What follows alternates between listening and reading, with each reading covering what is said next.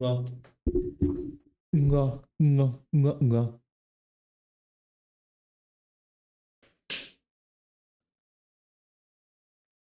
Okay, what was I animating now? You know what? Uh, 1 minute. It's too hot in here. I gotta turn on my fan. Big fan, my friend. But like I felt really bad for myself as well because I'm also Indian, and honestly, the insecurity of just being an Indian guy, it never really it never really hit me that bad until, let's say, it was like a year later after that, 2022. I'm in university during this point of my life. I remember one specific day. I'm in class and I'm talking with a bunch of my mates. I had a whole group of friends who were just white guys, by the way, right? And for some reason, the conversation kind of comes to women and like dating and stuff. And you know, these guys had girlfriends and I didn't, except for one guy in the friend group who also didn't have a girlfriend, just like me. And we decide, why not download Tinder on our phones and see who can get the most matches on Tinder? And in my head, I'm like, okay, I'm just thinking to myself, okay, well, you know, me and him, we're probably going to get a similar amount of matches because both of us were not the most attractive looking guys. Um, you know, if I were to put him on like a scale of attractiveness, I don't know, I like 1 out of 10, I would say we were both pretty similar in that fucking, you know, rating system. I don't know. We were just similar attractiveness, okay? So I was expecting that to get a similar amount of matches, but either way, bro, I actually wanted to put some like effort into my dating app profile. So what I actually end up doing, bro, is I one day after uni, after class ends, I remember one day I actually went to the city with um, my other friends to take a bunch of photos for my new dating app profile that I was going to make because I wanted to put some actual like effort into this. And so after I take the pictures, I go ahead and make my dating app profile, and I add the picture of me standing by a blood donation building. I remember this wholesome pictures like me with like a toy on my head, thinking it was going to do well on Tinder. I was pretty I was pretty naive, bro, because I closed the app, right? And a few days go past. We end up meeting up at the classroom again. Me and my mate who was had this challenge going on. We both open Tinder at the same time, and my heart drops to the floor, bro. Because he ends up getting probably like 3 to 4 times as many matches as I did, bro. You know, he probably, yeah, I know. And the thing is, he didn't put any effort into his at all, bro. And there I was, you know, actually putting some effort in, but I probably got like 2 likes or something, and he ended up getting, I don't know, 8 or 9 or something. Either way, though, this kind of hurt me at the time. This shattered me. Yeah, this actually did hurt me because I know what you're thinking. It's like fucking, who cares about Tinder? Tinder likes. It's just a number on your screen. Who cares? Yeah, it's true, but at the time, it meant more than just. Uh, it was just it was more than a number to me, bro. As an overthinker, my mind started to blame. Okay, it's because I'm brown and he's white, right? And my mind starts to come to conclusions at this point, and I'm just thinking to myself, like I've never had a girlfriend once in my life. No girl during high school ever like spoke to me really. I was a bit of a loner, and now I actually have something proper to like put the blame on that, my race. Even though like, let's be real, which girl would have been into me, bro? At the time, I was skinny fat. I didn't put any effort into myself. My diet was shit.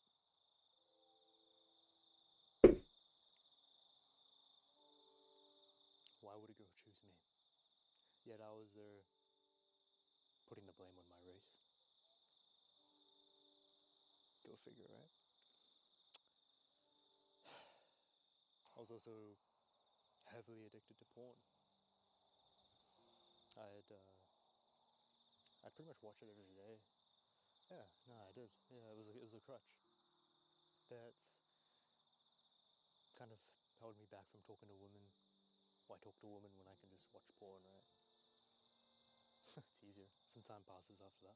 One day, when I'm chronically just browsing YouTube, doom scrolling, I come across this this Indian YouTuber actually, who actually had the girls that I wanted. He had what I desired, and I didn't think it was possible. But as I listened to this man's videos, you know, he gave me the hope that I needed during the moment, and the motivation to actually start doing something about my life, to actually start improving instead of whining and blaming my race. Because he was in the exact same position as I was, if not arguably potentially worse. So what excuse did I have? And I chose to put my own egos aside and whatnot, and got myself into the gym. You know, the good habits that I'm probably can't give a crap to talk about right now because I've talked about it enough. Start to look smacks. Slowly got rid of porn out of my life for good. I just started building a lifestyle for myself. It wasn't easy, but it wasn't easy at all. But I'd like to humbly say that it turned me into definitely a different person, into less of a boy, and I'd like to humbly say more of a man. And honestly, like throughout this whole journey, I definitely noticed a lot more female attraction that I never actually noticed before. 100%. I'm not telling you this to brag. In fact, I just want to tell you this story. It happened this month actually. Hella interesting, let me tell you that. Something that shocked me, bro, that honestly I just could not even believe that even happened to me. About the start of February, I'm sitting in my room, packed bags, ready to get the heck out of my family house that I've been in for my whole life. Ready to fly over to Vietnam because I just wanted to take a break from making content and start actually focusing on my life. Because I've never actually traveled overseas before on my own. I remember as I was in the airport getting ready to take the plane from New Zealand to actually Singapore and then to Vietnam, but as I was in the airport, I remember just thinking to myself, like, damn, bro, honestly, like, I wonder how I'll do dating wise in Vietnam. You know? How the heck am I gonna do in Vietnam, bro? Because I'm always, I don't know about you, but I'm somebody who have always liked a more traditional girl in the sense. You know, a girl who grew up fucking kind of roughed up and shit, you know what I'm saying? Nah, they don't have to be roughed up, but you know, I like a more traditional girl. And there's a lot of traditional girls obviously in Vietnam, but the problem is I heard from a friend at the gym back in New Zealand that Vietnamese girls, they're only into white guys. Ah, fuck. That's the rumor that I heard at least. So I was sitting on the plane and just kind of going into Vietnam with zero expectations. in what I'm about to find in here in Vietnam, dating-wise. But, and so I get to my hotel in Vietnam, and one day I download this app called, not Ubo, not Tinder. I've spoken about those two apps way too much on my channel, but something completely different. It's called Badoo. It's this dating app, bro. That's you might have heard of it. Super popular there. But I downloaded Badoo. Not really. I don't know what I was expecting, but I put on my, you know, my meta dating app profile pictures, my optimal dating app profile pictures, because they were a lot more attractive than they were a couple years ago. Let's just say that. You know, back in New Zealand, I've messed around with that, and definitely a lot more optimized than I was a couple years ago on the dating app profile. But maybe I'll check up a couple pictures that I used to use, or that I was using. Maybe I'll show you what my dating app profile looks like. But I throw on my dating app profile, right? And within, let's say, one day, I actually end up matching with this Vietnamese model girl. Like, actually like a dead-ass model, bro. Who was very beautiful. Very beautiful. And she had these like model type of pictures on her profile as well. Like you know, like photo shoot type of pictures. Like, she was proper. And in my head, like matching with a girl like this, it's like, oh shit, fuck, like, oh, damn, okay, I wasn't getting these types of like matches back in New Zealand, where I'm from. This is New Zealand. I'm back home, by the way. But yeah, I wasn't getting these matches back in New Zealand. Like, shit, maybe I actually do better in Vietnam than I did in New Zealand. Maybe. Or maybe am I about to get like, I don't know, catfished or fucking, I don't know, something bad. But either way, no expectations really. That's how I usually go into this dating stuff nowadays. Um, but I go ahead and check out her profile. One of her interests in her dating app profile read she was interested in like anime movies. So I go ahead and text her, not really complimenting her appearance or anything like that, because that's honestly what every guy does. And I think I texted her, hey, what's your favorite anime movie? And she ends up replying with, yeah, this like anime movie by Studio Ghibli. If you know, yeah, pretty much just an anime movie. We started having a conversation, blah blah blah. What ends up happening is she asks me like where I'm from, because I didn't know at the time, but she asks me where I'm from because she wants to know what my ethnicity is, right? Okay. And I go ahead and tell her New Zealand, because I'm from New Zealand, right? Yeah, she asked where I'm from. I said New Zealand. I didn't really like. Yeah, okay. At the time, I didn't know, but she wanted to know what ethnicity I was. But I was born here in New Zealand, so I just said New Zealand, you know? Anyhow, I didn't think that needed much explanation, but you get the point.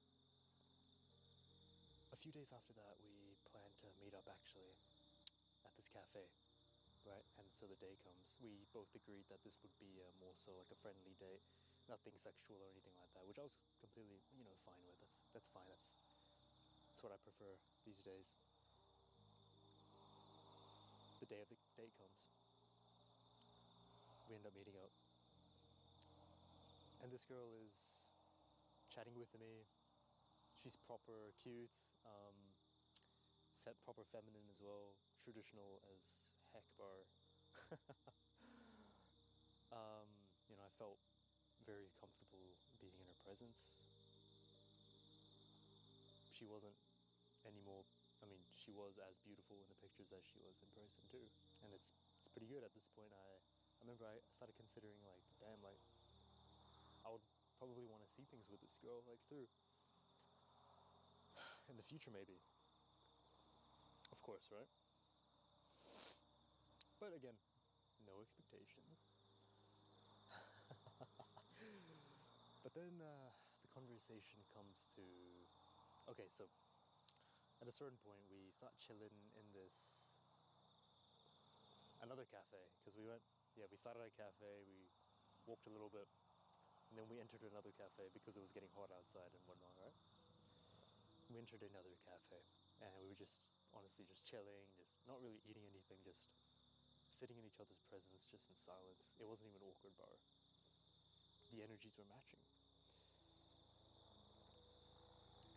But then the conversation kind of comes to, I don't know how it came to this, but it comes to races, okay? And then she says something that, let's just say, shocks me. She goes, yeah, the only race I wouldn't date is an Indian. What the fuck?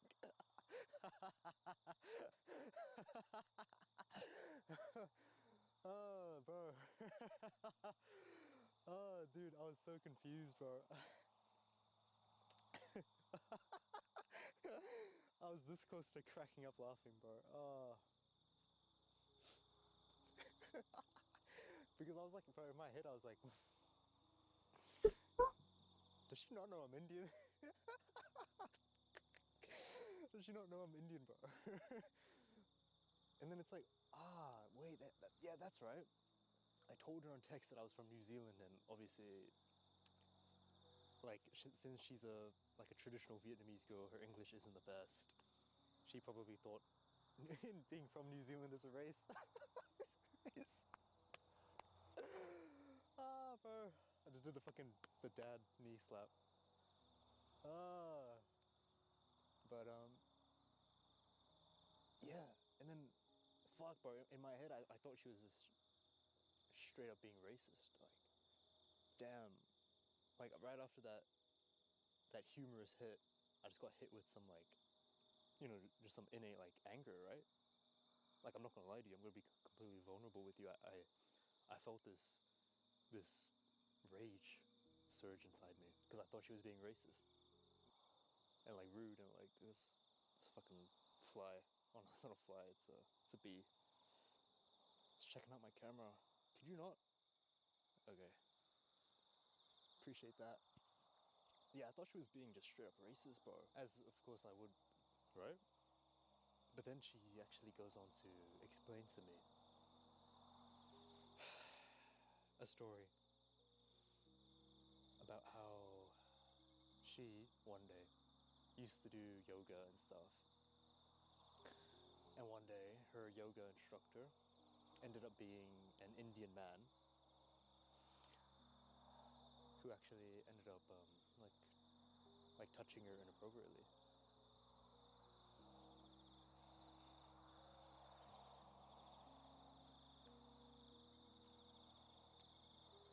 Yeah,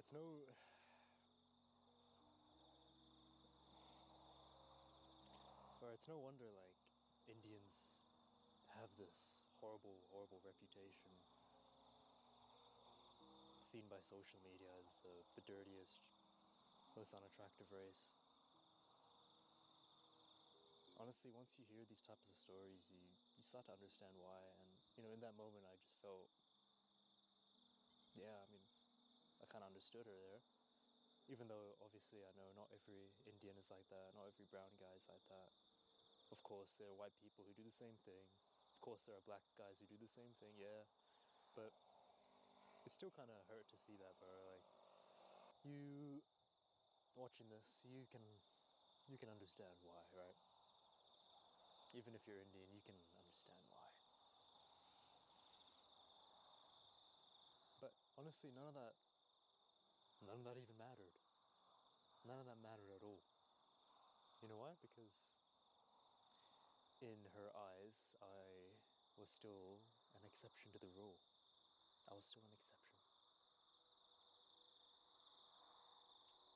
She didn't like Indians, yet she was on a date with one. I was the exception. I'm not telling you this to brag. I'm not. I'm telling you this story, bro. Because if you're an Indian guy, or just a brown guy, or honestly, if you have any just insecurity about yourself, any insecurity at all, bro, because I know for a fact there are people who are not Indian that are watching this video right now. Of course, like white guys, black guys, everybody's watching this video, right? Because we're hella curious about what Indians are, you know what, if I can, why can't you?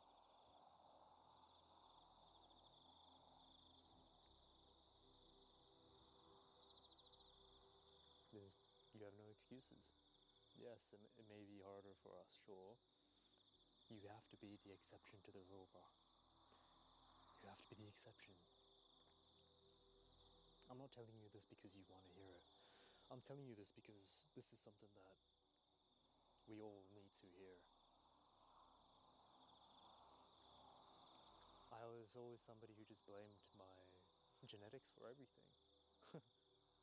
It's because I'm Indian and I can't be doing that. I mean, I can't attract the girls that I really want. It was never about your race. It was never about your insecurity. It was never about that.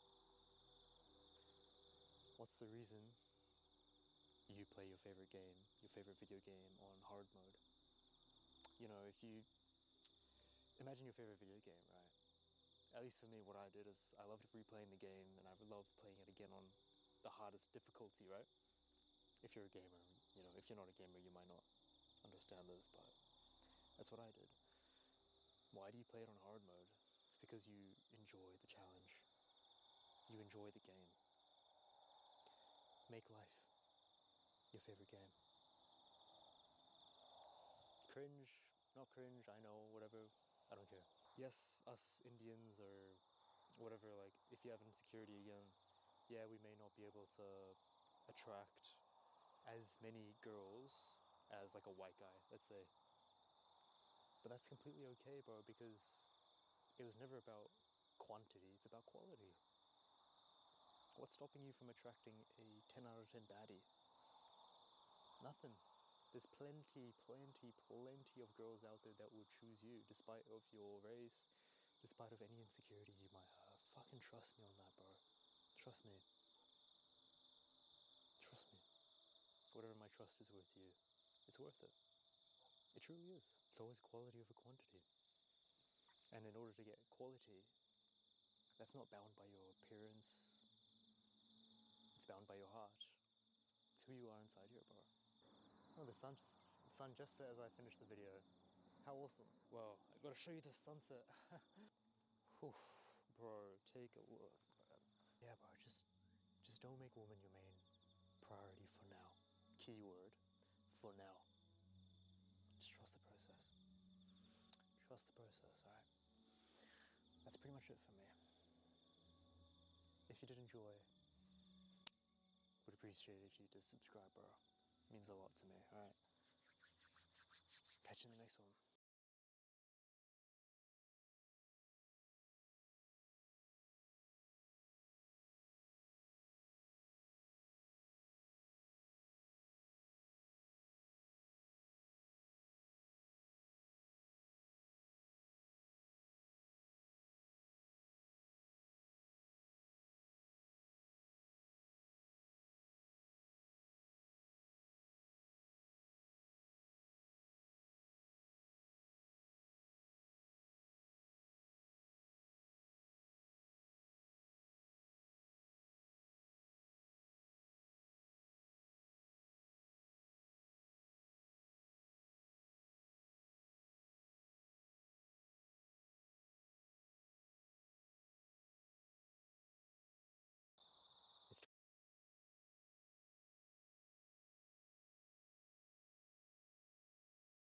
It's Okay, just hold this spam not pose until someone clicks.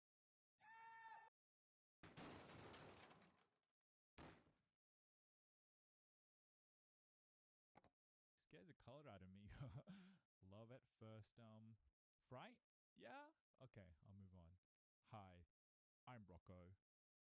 I know you've seen so many of these kinds of videos already, so let's just cut to the chase.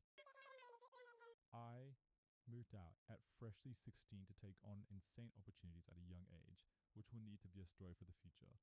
I almost went to the Air Force, for example.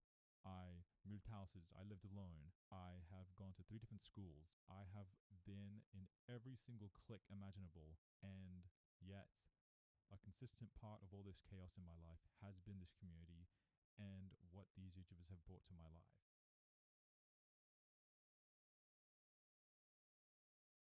I draw pretty much every single day. It's a very important and integral part of my life. For the longest time, people would be like, "What's your plan B?" And I'm like, "There is no plan B, because plan A will succeed in my hands." Yay! Another big reason why I really want to succeed at YouTube is because I really want to be able to afford vocal surgery. As a kid, this community has given me a pillar and support that I truly just can't even describe. I have been so inspired by the new wave of animators lately. I have a video already scripted and ready to show off and send off to summarize this pilot episode. No, joke. But seriously, to summarize this pilot episode, freaking follow my stuff, boy. Yep. Yeah. Ah.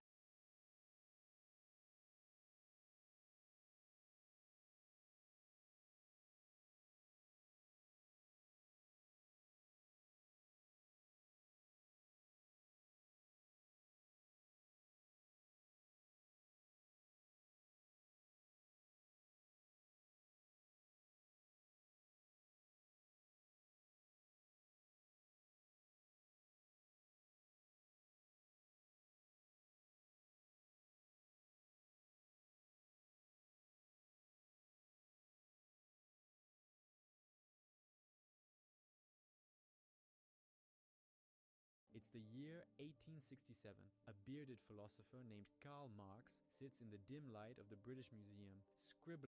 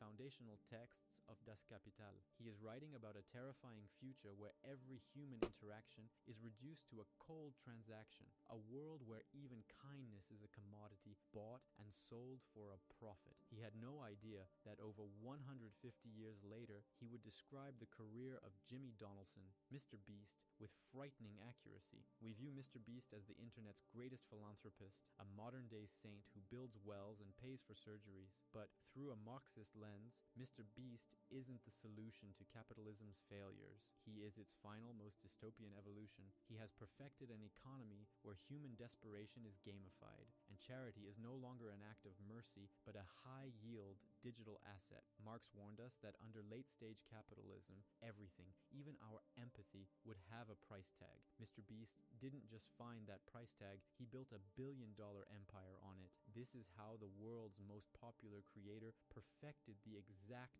dystopian economy Marx predicted over a century ago: commodity fetishism. In the first volume of Das Kapital, Marx introduces a concept that explains why Mr. Beast's videos feel so mesmerizing yet so hollow. He wrote, "A commodity appears at first sight an extremely obvious trivial thing, but its analysis shows that it is a very queer thing, abounding in metaphysical subtleties and theological niceties. When you watch a Mr. Beast video, what are you actually looking at? You see a suitcase filled with $100,000. You see a brand new Lamborghini. You see a house being given to a homeless family. To the average viewer, these are just good deeds. But to Marx, these are commodities in their most fetishized form. In a Mr. Beast production, money is never just a medium of exchange, it is a prop. It is a visual effect designed to trigger a biological response." Marx argued that commodity fetishism occurs when the social relationships between people are masked by the exchange of objects. Think about it. When Jimmy hands a random person $50,000 for staying in a circle, we aren't seeing a social connection. We are seeing a person's value reduced entirely to the cash in their hand. We don't see the systemic poverty that makes that $50,000 a life-altering miracle. We only see the magic of the money itself. The money becomes a godlike entity that solves all problems,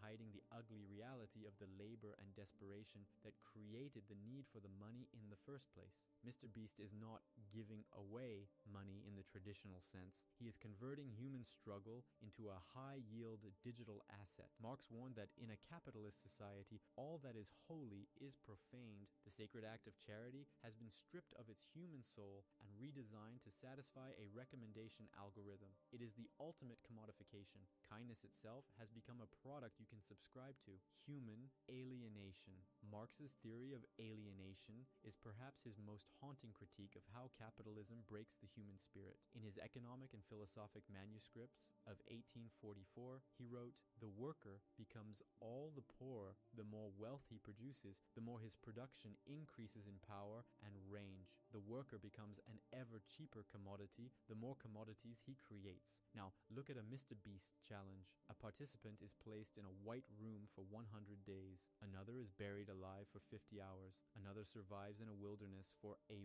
week. On the surface, it's a game, but in Marxist terms, it is pure alienation. The participant is the worker, and their production is their own suffering. They are separated from their family, their environment, and their basic human needs, all to produce a spectacle for a global audience. Marx argued that under capitalism, the worker is alienated from their species essence, their true human nature. By placing people in sensory deprivation or extreme physical conditions just to pay off student debt or buy a house, Mr. Beast literally strips them of their humanity to see how much value can be squeezed out of their endurance. They aren't there because they want to play a game. They are there because they are economically coerced. In one video, a man stays in a circle for months to win money for his family. We watch his mental health decline. We watch him weep. This is exactly what Marx meant when he said the worker's labor becomes an object, an external existence that exists outside him, independently as something alien to him.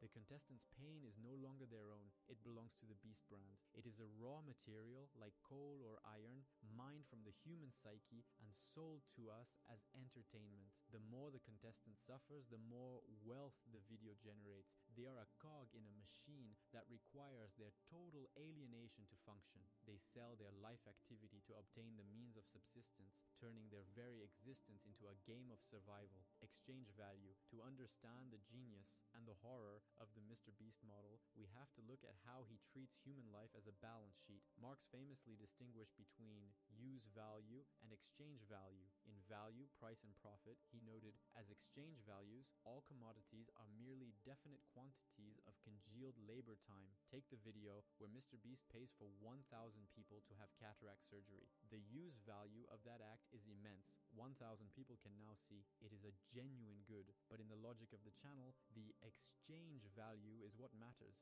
The cost of the surgeries is a variable capital investment. The congealed labor time is the months of planning and editing. The goal, to produce a thumbnail and a title that generates a surplus value of 150 million views. If curing 1,000 people only generated 100 views, the Beast Empire would collapse. The mercy is only viable if it is marketable. This creates a terrifying feedback loop. Marx warned that capital must always seek to expand because the cost of curing blindness or building 100 houses is so high, the next video must be bigger, louder, and more viral to pay for the last one. This is the commodified charity loop. It is a self-sustaining microeconomy where the viewer's attention directly funds the next spectacle of wealth distribution. You, the viewer, are the consumer of this charity. Your attention labor is what gives the video value, which the brand then harvests to buy more good deeds. It turns the audience into passive participants in a digital coliseum.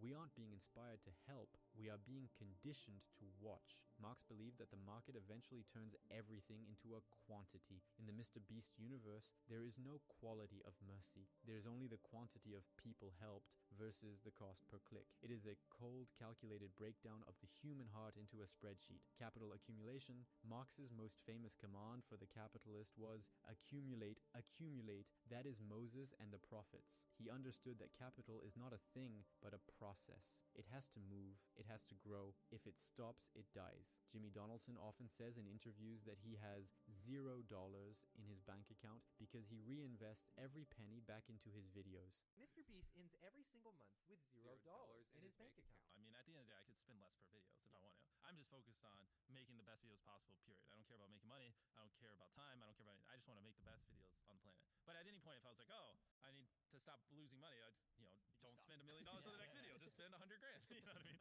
Many see this as the ultimate proof of his selflessness, but to a Marxist, this is the most aggressive form of capital accumulation imaginable. Jimmy is not a person. He is the personification of capital. By refusing to consume his wealth and instead dumping it back into production, he is accelerating the growth of his beast empire at a rate that traditional charities could never dream of. Marx described the MCM cycle. Money is converted into a commodity, which is then sold for more money. Mr. Beast has perfected the MSM cycle. Money is converted into a spectacle, which is then sold for more money. Because he reinvests 100%, he is able to build a monopoly of attention. He creates a barrier to entry so high that no other creator can compete. This is the microeconomic engine your client asked about. By operating at a break-even point on individual videos, he is actually building a massive, high-yield digital asset, the brand itself. This brand can then launch Feastables, Mr. Beast Burger, and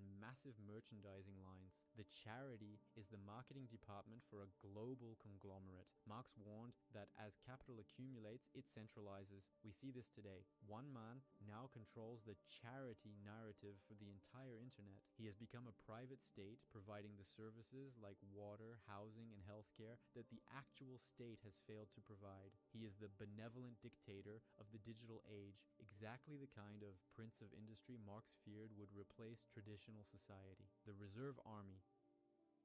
Finally, we have to look at the people who aren't in the videos. Marx spoke of the Industrial Reserve Army, a mass of desperate, unemployed people who exist on the fringes of society. He wrote, "The Industrial Reserve Army, during the periods of stagnation, weighs down the active labor army. During the periods of overproduction and paroxysm, it holds its pretensions in check. In every MrBeast challenge, there are 100, 1,000, or even 10,000 people, but for every person in that video, there are millions more in the comments begging for a chance. Jimmy, please help me pay my mom's medical bills. Like, Jimmy, I'm about to lose my house. This is the reserve army of the beast economy. They are the millions of desperate souls who make the contestants replaceable. Marxism teaches us that the system needs this desperation to function. If everyone had a house, if everyone had health care, if everyone had their debt paid off, Mr. Beast's content would be boring. There would be no stakes. The spectacle relies on the existence of a massive suffering underclass. The reserve army is what gives the video its tension. Mr. Beast is not a bad person. In fact, by all accounts, he's a very nice one. But that's the point. Marx wasn't interested in whether the capitalist was nice. He was interested in what the system forced them to do. We aren't watching a man fix the world. We are watching a man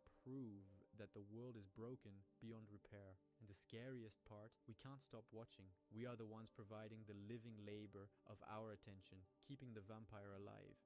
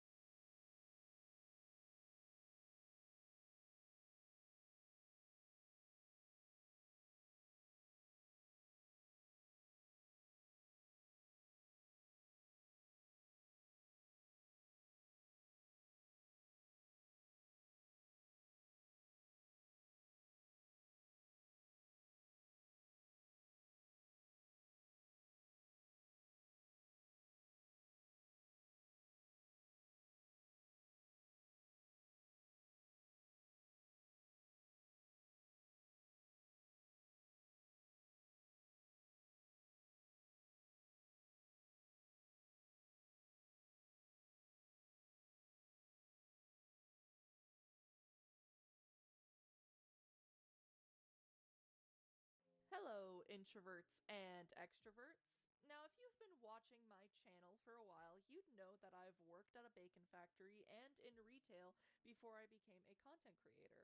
However, I did have a job before both of those that I don't really count as my first job, that being because I only worked there for 2 days. Now, hold your horses. Good, your horses have been held.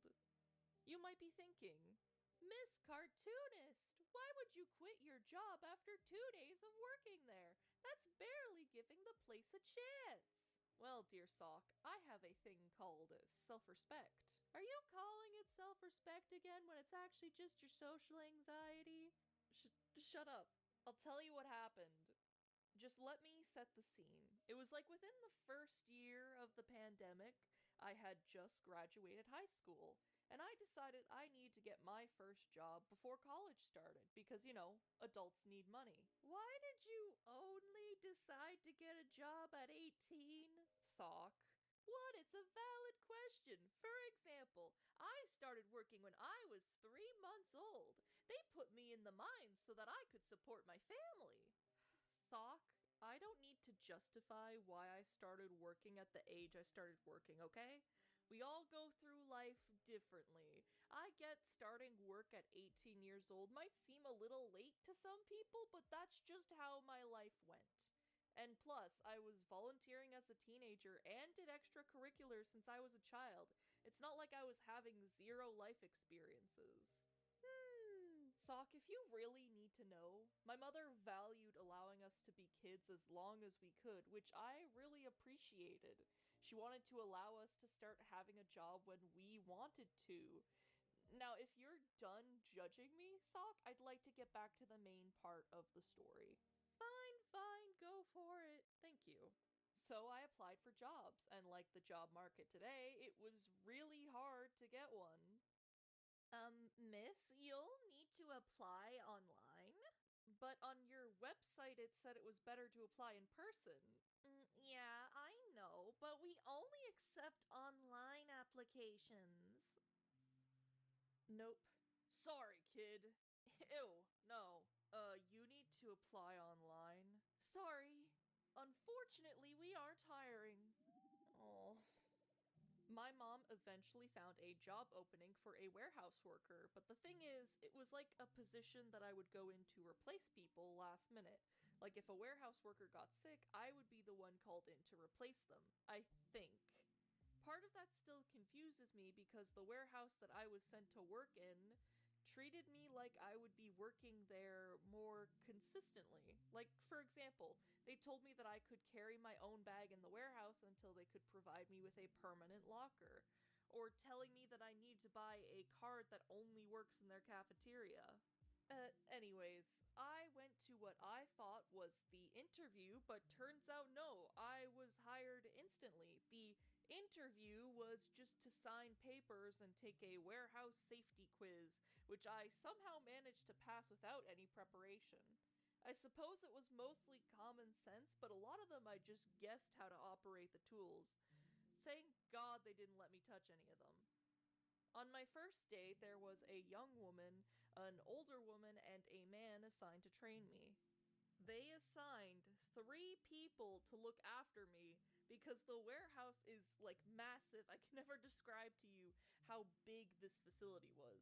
Just know I have never been in a singular room as big as that place, and I don't know if I ever will be. The only thing I can even slightly compare it to is like the warehouse furniture part of IKEA. My job that day was simple. As the boxes went down the conveyor, I placed stickers on them, and if the box gets stuck, I stop the machine and fix it. Easy, right? I agree. I thought this task was actually really fun, and apparently I was so good at it that we got to go home after just a few hours because I finished labeling each and every box that they assigned to me. We punched out at this random little booth near the exit. Then the younger lady training me said that the job doesn't actually have hours. You just stay at the warehouse until your task is done. And some people are stuck at the factory for 12 hours a day or even more, which concerned me a bit. What if you go into work expecting you'll only be there for an 8-hour shift and whoops, you end up staying there for 15 hours? What if you're so efficient at your job that you don't make enough hours a day to pay for your rent? How can you possibly know how much food and water to pack? And the idea of not knowing when you can go back home kind of concerned my anxious little brain. But my first day went well, so I tried to put all those worries away. The main lady training me said that she'll be there for me tomorrow to help as the factory has a lot of different tasks every day. So I was relieved a bit that I would have someone there helping me navigate this big new place. Little did I know that day number 2 would be a complete disaster compared to day 1. I wanted to pause the story for a moment to talk about the limited edition merch that I've made. If you enjoy watching my channel and have been dying for some merchandise, which I've heard many of you begging for, now's your chance. Teaser reached out to me for a collaboration to make something special for those of you that love my content. I wanted to make sure that you guys love the shirts, so I sketched out a few concepts and had you guys vote on what you liked best. These 2 designs won, but don't worry, Teaser stated that if you guys love this merch drop that I'll be able to make more limited edition shirts, so these other sketches might be in a merch poll in the future. So click the link below, but 2 dates in order to pre-order your introverted cartoonist shirts and or plush. Thank you for supporting the work I do, and I really hope that you like what I've made with teasers help. Now, back to the video. The next day, I woke up and was getting ready for work. I texted my boss asking where I was assigned to today so that I can, make sure that I know what route to drive so I can leave when I'm supposed to in order to not be late. The boss kind of gave me an attitude, I guess, but I tried to brush it off and headed to the same warehouse that I was at yesterday. When I arrived, I asked the secretary if my trainer from yesterday was there or if I had a new trainer. The secretary looks at me and says that I require no more training. They tell me to head over to Section 9, which is not the same area where I worked yesterday, and they sent me on my way. Now, I had no idea where Section 9 was, and it's not like they gave me a map, and they didn't even have any signs for the sections. Everywhere looked the exact same.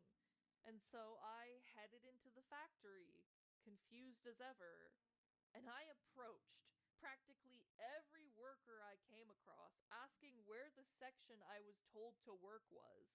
The employees would either pretend to not hear me, shrug, or just point in a random direction.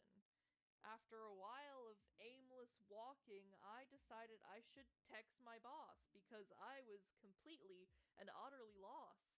And remember, the workers allowed me to bring my phone in there as a locker hadn't been assigned to me yet. I texted my boss saying something along the lines of, "Hey, I've been at the factory for a while. They didn't give me a trainer, and I can't find the section where I should be working in. I'm completely lost." In which my boss proceeded to berate me for having my phone with me, which if I was lost without my phone, who would I contact to help me because no one in this factory was properly telling me where to go at all. I felt completely alone in this massive place that I can't even manage to navigate, only to be insulted for simply reaching out for some assistance after a few hours of trying by myself.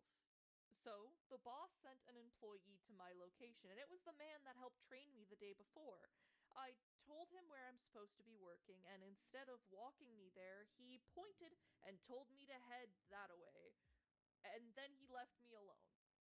He gave me the wrong direction, by the way, so I was wandering again for about another hour, and finally, I found it my dang self. It was a tiny little section for trucks and machinery. There was a pile of boxes, no conveyor belt like yesterday, so obviously this was a different job. Before I could even think on what to do next, an employee on a machine came over and yelled at me not to touch the boxes and to wait for the man that was working on the same section as me. Which confused me. If someone was working on the same section with me, and I'm clearly late, what was the other guy doing? And if I was here when I was supposed to be here, would I have had to have waited a few hours to perform the task? As I pondered this for a few minutes, the guy showed up, and you want to know what happened then? He stuck one sticker onto the pile and told me that our job was done and that we can head home. You're telling me that I spent nearly 3 hours trying to find this place, and my task was to just watch a guy put one sticker on a pallet of boxes.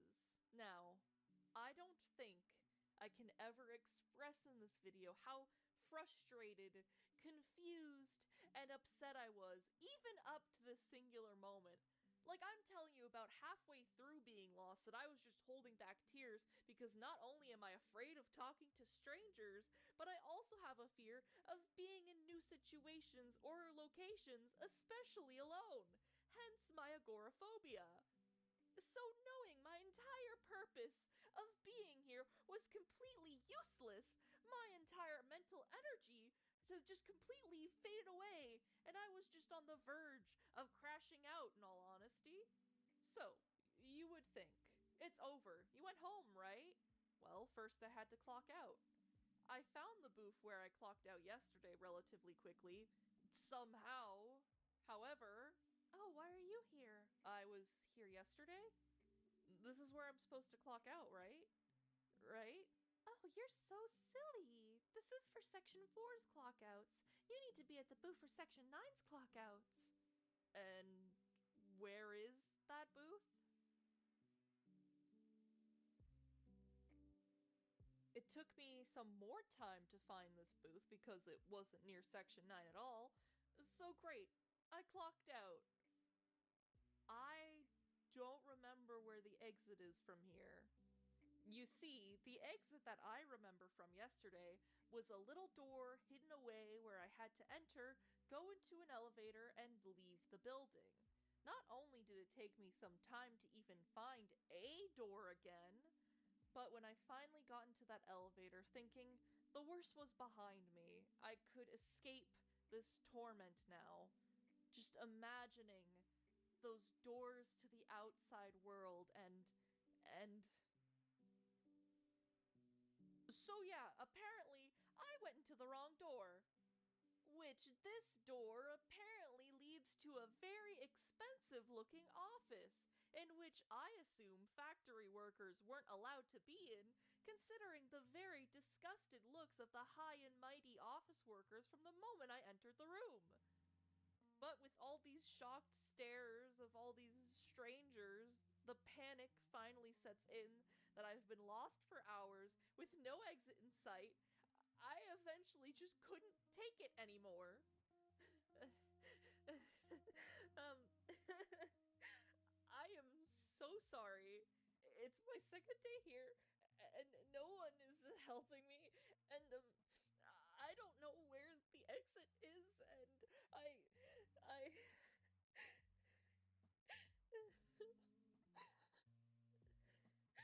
After a few moments of me crying, humiliating, I know, one of the office ladies stands up from her desk, seeming kind and apologetic. Aw, don't cry. Here, I'll walk you out. Finally, someone actually showing me where the exit is instead of vaguely pointing over to the other side of the factory. I was saved. The lady and I silently walked side by side for an awkward couple of minutes till we made it to a different, but similar looking door. And all I could think of was, wow, it was so nice that this lady came to help me. Now you can leave. If I see you in that office again tomorrow, I'll report you to your boss. People like you shouldn't be up there. Yeah, she had kind of a weird switch up, but at that point, I didn't really care. I practically ran to my car. I cried and cried in solitude as I should have. And then I was finally brave enough to call my mom and tell her what an awful day I just had. My anxiety on a scale from 1 to 10 that entire day was a 25. I felt helpless, lost, and overwhelmed the entire shift, if you would even call it that. I felt entirely unwelcome in this job, and I didn't want to go back. Do you need me to drive over there and pick you up? No, I'm okay. I just need a moment before heading home. When I got back, I was determined to quit. And my mom was trying to, encourage me to give it another chance. Why don't you, ask your boss if he can maybe assign you to a different factory?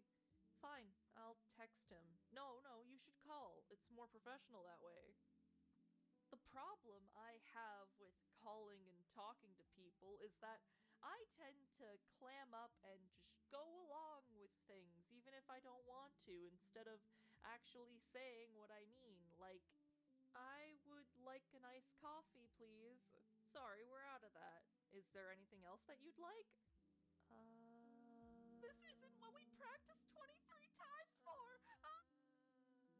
Did you want an everything bagel? Sure. What are you doing? We don't even like everything bagels!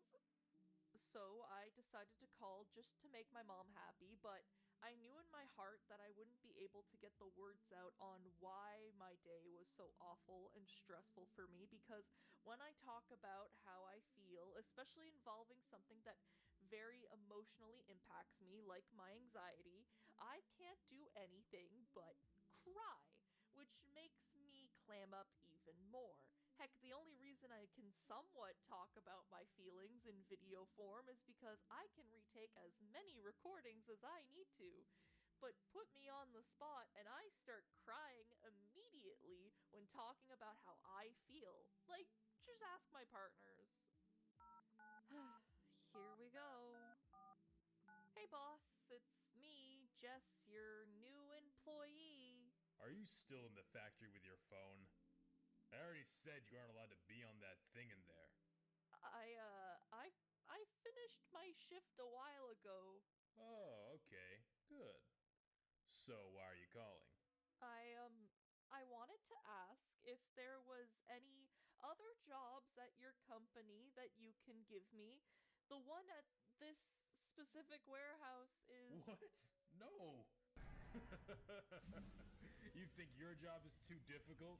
You have the easiest job in the entire world. If you can't handle putting some stickers on a few boxes, sweetheart, I'm afraid you're too incompetent. You can never work any job in your entire dang life. As a matter of fact, I would have killed to have your job and not have to deal with entitled little girls like you. I wanted to tell him. I wanted to say it's not the job itself that was the problem. It's getting lost. It's the people not giving me patience or proper directions. It's the fact that a 5-minute job took me 5 hours simply because there was no way for me to know where I was. But I couldn't say anything. Hello? Jess, are you there? Ungrateful bitch. In the moment, after hearing all of that, I couldn't think of anything else to do but hang up. I guess the old saying of if you don't have anything nice to say, don't say anything at all holds true. But yeah, not only did he insult my intelligence, he straight up insulted me. Yeah, that's right. Try calling again. I'm not gonna answer. You have one new message. Hey, Miss Jess, I don't know if our call got disconnected or if you hung up on me, but if you don't call in the next hour, I'm gonna take that as you quitting. Good. So, yeah, that's why I quit my job after 2 days. Like I said before, I literally cannot express how awful that day was, how disorganized and disrespectful that company and warehouse was for a teenager's first weekend on the clock. So, moral of the story is maybe don't trust a company that doesn't even bother trying to interview you. That's probably a sign that the people are quitting so quickly that they don't even bother to spend the resources to interview people anymore. If you liked the video, give it a like, subscribe if you haven't already, hype and comment so that you can show the algorithm how much you like my stuff. These videos take a long time to make, so any help to push my content further I am very thankful for. I am also thankful for my Ko-Fi and YouTube members that help my channel stay afloat. The link to my Ko-Fi is in the description, and to become a YouTube member you can click the join button next to my channel. Also, once again, if you want a shirt or a plushie, the link for that is in the description as well. I worked so hard designing those. It's a limited time offer, so get them now before it's too late. So, did you guys have any first few days so bad that you had to quit? If so, I'd love to know. I always worry when I tell people this story that they'll think I'm entitled or something. It's just like, I wouldn't treat people like that on their first few days of a job. I wouldn't treat people like that ever. Anyways, I hope you enjoyed it, and stay tuned for more.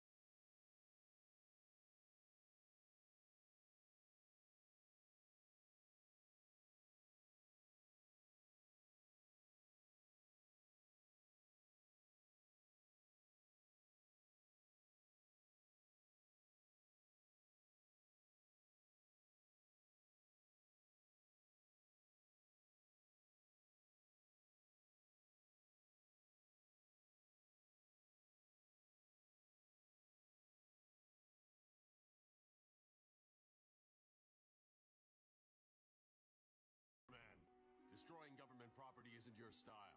What's going on? See for yourself.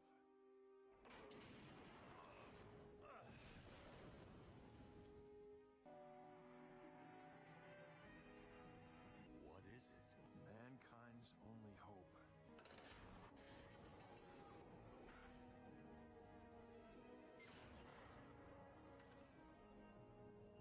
He's been trying to reach out to me telepathically, but that stasis field interfered. When his message finally broke through, I came to rescue him. What's he doing here? The invasion. I came to warn you, but I was captured and imprisoned here. They wouldn't listen. Big surprise. I sense you do not trust me. Perhaps this will help. I am John Jones. And don't take it personally, Sean. He doesn't trust anyone. A wise policy.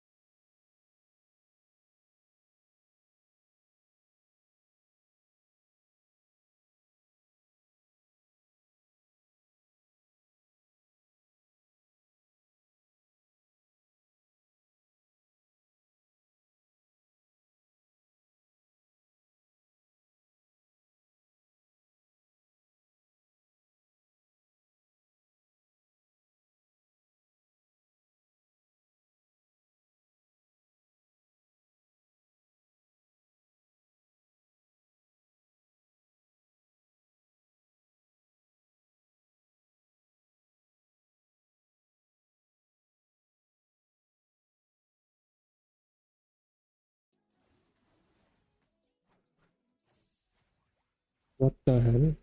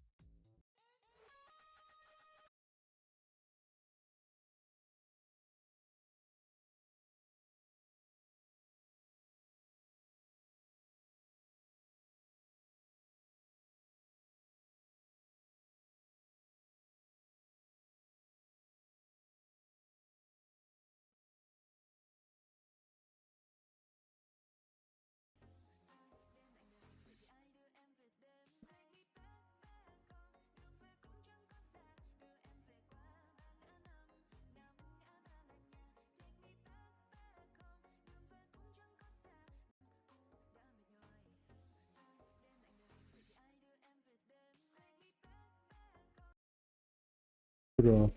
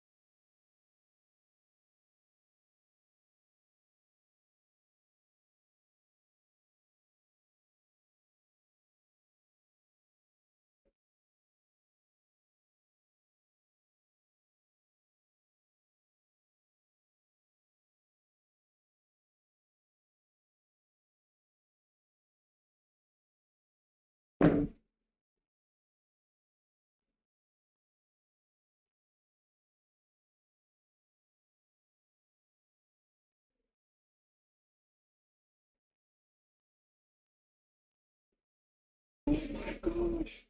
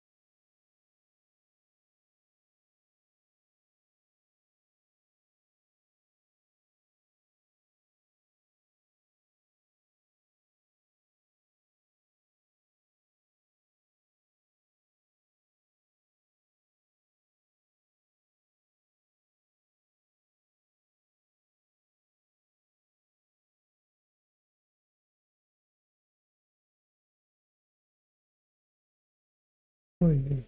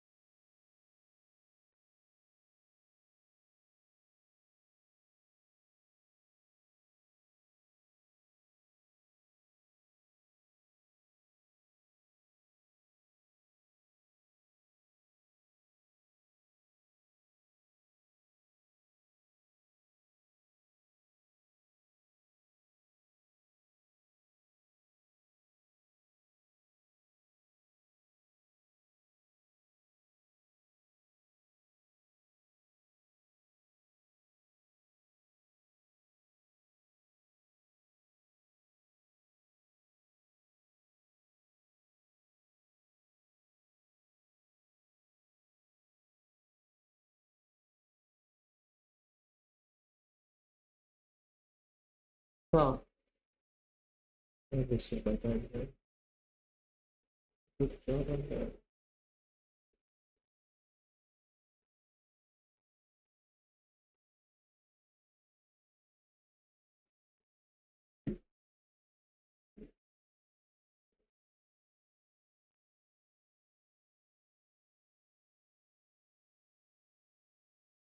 Hmm.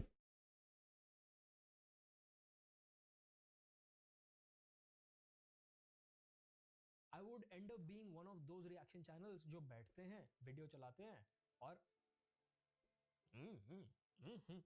और and में भाई subscribe कर देना भाई बहुत बढ़िया video बनाया भुवन भाई ने What is up bros, this is Jay back with another video and I found a very interesting video called Indian gaming streamers are so boring by a channel called Bro Mean. तो आओ ये देखते हैं. I really wanted to talk about this. Which clip should I use? ये हम गए और ये हम गए ऊपर और ये हम गए थोड़ा और ऊपर और ये हमने ये ड्रॉअर चेक करा और इसमें मिल गई बोर्ड की कर लेंगे. मुझे शुरू होने से पहले पता था ये दो का तो नाम आएगा इसमें. बैक बेंच वाले सॉल्व दिस रिडल. वो क्या चीज है जो किसी का बड़ा होता है तो किसी का. एक सेकंड, क्या लिखा था वो? Solve this riddle.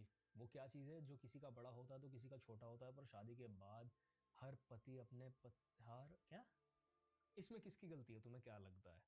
इसकी जिसको सुपर चैट आया है और वो उस मैसेज को थैंक करने के लिए उस मैसेज को पढ़ रही है, या फिर उसकी गलती है जो ये सुपर चैट भेज रहा है?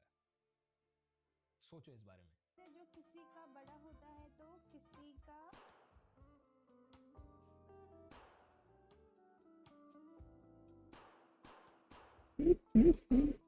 My name is Casey.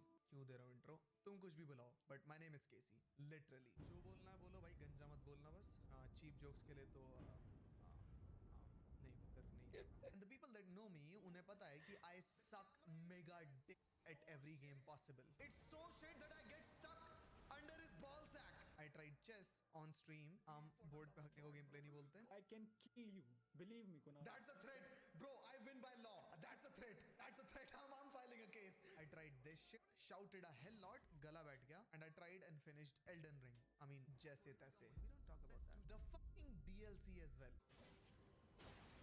I will use bleed all I want. Hairline देखना बंद कर रहा है. Gameplay देख भाई. Bro, I don't care if you use bleed. ये गेम कई बार इतना ज़्यादा टॉर्चर हो जाती है ना. जब मैं रडान वाले फाइट पे पहुंचा था मैं फ्रस्ट्रेट हो गया था इस गेम से. I had to take a week long break. मैं इतना frustrate, it took me multiple attempts, मुझे याद भी नहीं है क्योंकि मैं हर बार पिट जा रहा था. तो bleed is a good way of staying safe और वो ओवर टाइम डैमेज देता रहता है, तो it's a good thing to use actually. जो लोग ज़्यादा हार्डकोर बन के नहीं यूज़ करना चाहते ब्लीड या कुछ और भी, भाई they are free to use kill the bosses. मुझे हाईएस्ट डैमेज वाला वेपन लेके उस पर ब्लीड ब्लीड लगा के फिर लड़ता हूँ. मैं भड़क नहीं ले सकता जीवन में. Gameplay. Oh. Using bleed does not make me gay, okay? I already love dicks in my face. I don't. I don't. I'm not gay. पता नहीं बहन मैं ये क्यों बोलता हूँ कहाँ से मैंने ये चीज़ सीख ली. I say this a lot and now people believe that I'm gay. I'm not. I'm straight. I just Because you're saying that a lot भाई. पिछले 1.5 महीने में मैंने के बारे में इतनी बात नहीं की जितनी तुमने पिछले 1.5 मिनट में कर ली है. You keep repeating that. तो you're not gay for using bleed in Elden Ring. In fact मेरे ख्याल से बहुत ही respectful चीज़ है कि ये तुमने ख़त्म भी की गेम. क्योंकि मेरी तो भाई बुद्धि चटक गई थी इस गेम को ख़त्म करने में honestly. But भाई you talk a lot about balls for some reason. need help. Anyway, मैंने Wukong हाँ, ये खेला do. है, वहाँ भी मराई मैंने. How is this boss ethical जब मेरी फटना कट सीन में ऑलरेडी लिखा हुआ है. I need to calm down. It's over. It's over. मैंने वो गेम भी खत्म कर दिया with secret ending. After 12 hours of streaming, I almost ended up revealing my balls क्योंकि I was too happy defeating the final boss. We don't talk Bro, about that. see you keep talking about that once again. Balls, bhai, come on, just accept it. You are gay. But वही तो issue है इस video का. What do we talk about जब Indian gaming community की बात आती है. एक तो सारे के सारे लोग ये प्राइम मिनिस्टर की क्लिप चेप देते हैं टू प्रूव कि कैसे पिच अनडिजर्विंग बासी tech YouTubers were representing Indian gaming and all which is true. And अब मैं ऐसे पायल गेमिंग की ऑलमोस्ट इनडिसेंट क्लिप्स नहीं दिखाऊंगा. Like Hold on, let's be very honest about this. The only reason ये जितनी भी टोली पहुंची है प्राइम मिनिस्टर के साथ बैठने के लिए गेमिंग कम्युनिटी के नाम पे, ये केवल और केवल अपने नंबर और अपने पीआर एजेंसीज की वजह से पहुंची हैं क्योंकि इनके पास ऑब्वियसली ज़्यादा व्यूअरशिप था. अब पॉलिटिकल पार्टीज को क्या होता है, रेलेवेंट रहने के लिए वो कुछ ना कुछ टैक्टिक खेलते रहते हैं और ये हर पॉलिटिकल पार्टी करती है. It's not just one that I am pointing out. कभी बिग बॉस का विनर उठा लिया, कभी कोई वायरल होता हुआ बंदा उठा लिया, कभी कुछ, कभी गेमिंग कम्युनिटी. मतलब उनको ये है कि हम यूथ में रेलेवेंट रहने चाहिए बिकॉज वही हमारे आने वाले वोटर्स होने वाले. That's the whole game. तो ये जो पूरा हुआ है it has nothing to do with representing the gaming community and everything to do with political party को किसके व्यूअरशिप से फायदा होने वाला है. दैट्स इट. वो भी उतने ही शाणे हैं जितने तुम हो.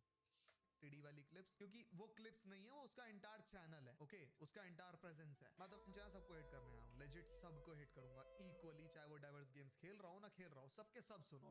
हजारों वीडियोस हैं यूट्यूब पे ऑन इंडियन गेमिंग कम्युनिटी कैसे डिजर्विंग कैंडिडेट्स को सपोर्ट ना करके ऐसे बिग टीडी पबजी गेमर को सपोर्ट करती है. और वो वीडियोस में बोलते भी ऐसे ही हैं लाइक अननेचुरली. जाया गेमिंग मेरे को गाली मत देना, मेरे को नहीं आता नाम प्रोनाउंस करना. ओके वीडियोस हैं ऑन हाउ जाया gaming is playing diverse games and all and still not getting any recognition. अब तो चुप हो बहन, एकदम चुप. अब सुनो गलत जगह जाके ये वाला रट्टी रोना कर रहे हो. लाइक गलत इंसान की स्ट्रीम में जाके ये रट्टी रोना कर रहे हो. I don't support this lady और any others. You know what, मैं नहीं था, मतलब I did not know about all of these people. पर जब मैंने वीडियो गेम के बारे में, इंडियन गेमिंग कम्युनिटी के बारे में सर्च करना शुरू किया तो मेरे सामने कुछ पर्टिकुलर नाम आए. बीस बॉय शुभ, जाया, मीजो, एक ये लड़की Payal gaming. Apparently she is very big but somehow ये मेरे फीड में कभी नहीं आई. और जब मैंने चैनल जाके देखा तो मुझे रियलाइज़ हुआ पायल BGMI और पबजी खेलती है, वो भी फ़ोन पे, नॉट ऑन PC. तो वो एक कैजुअल मल्टीप्लेयर गेम को स्ट्रीम करती है बेसिकली, ऐसा वाला कुछ हिसाब है. और देखो तुम मुझसे अग्री करो डिसअग्री करो, I don't give a flying. But अगर तुमने गेम्स के नाम पे केवल BGMI पबजी खेली हुई है ना, वो भी फ़ोन में, भाई तुम गेमर नहीं हो. अब चाहे तुमने फ़ोन में कॉल ऑफ ड्यूटी क्यों ना खेल ली हो, चाहे तुमने फ़ोन में लीग ऑफ लेजेंड्स क्यों ना खेल ली हो, you are not a gamer. मैंने जब गेम्स खेलना स्टार्ट किया था वो कैसेट जिसमें हम फूंक मार मार के उनको चलाया करते थे, मैं निंटेंडो के टाइम से गेमिंग कर रहा हूँ. I have played Mario, Excitebike, Bomberman and the Lion King and what not. Prince of Persia की मैंने वो 2D गेम्स खेल रखी हैं जो PC में आई थी फ्रॉम द टाइम जब PC में बस पिन बॉल वगैरह वाली गेम हुआ करती थी. टूम रेडर, फ्रॉम द टाइम जब टूम रेडर की एस कोनिकल हुआ करती थी क्योंकि ऑब्वियसली हमारे पास टेक नहीं था उसको स्मूदन आउट करने का. Sleeping dogs, watch dogs, Assassin's creed. भाई बस और बस GTA में लोगों को मारने से, गोलियां चलाने से, गाड़ियां चुराने से you do not become a gamer. Because तुमने Witcher 3, Red Dead Redemption type worlds कभी एक्सपीरियंस ही नहीं किए, तुमने कभी जेल्डा खेल के ही नहीं देखी. So how do you call your self a gamer? It's like एक लड़का जो अपने घर में बैठा हुआ रोज के 30 पुशअप मार रहा है वो 300 रैप बेंच प्रेस पे निकालने वाले लड़के को जाके ये कह रहा है कि मैं तेरे बराबर का एथलीट हूँ। भाई तू नहीं, तू नहीं, you a fit guy but you not a athlete, you not a body builder. That's what my point is.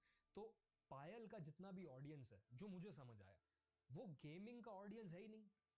वो ओमीगल टाइप ऑडियंस है, जो ओमीगल रिएक्शंस देखने वाले बच्चे होते हैं कि ओहो भद्दा फ्लर्ट मार दिया, लड़की इंप्रेस हो गई, सब स्क्रिप्टेड होता है ये वो वाली ऑडियंस है। इनको मजा आता है डबल मीनिंग बातें करने में, ई गर्ल्स को देखने में।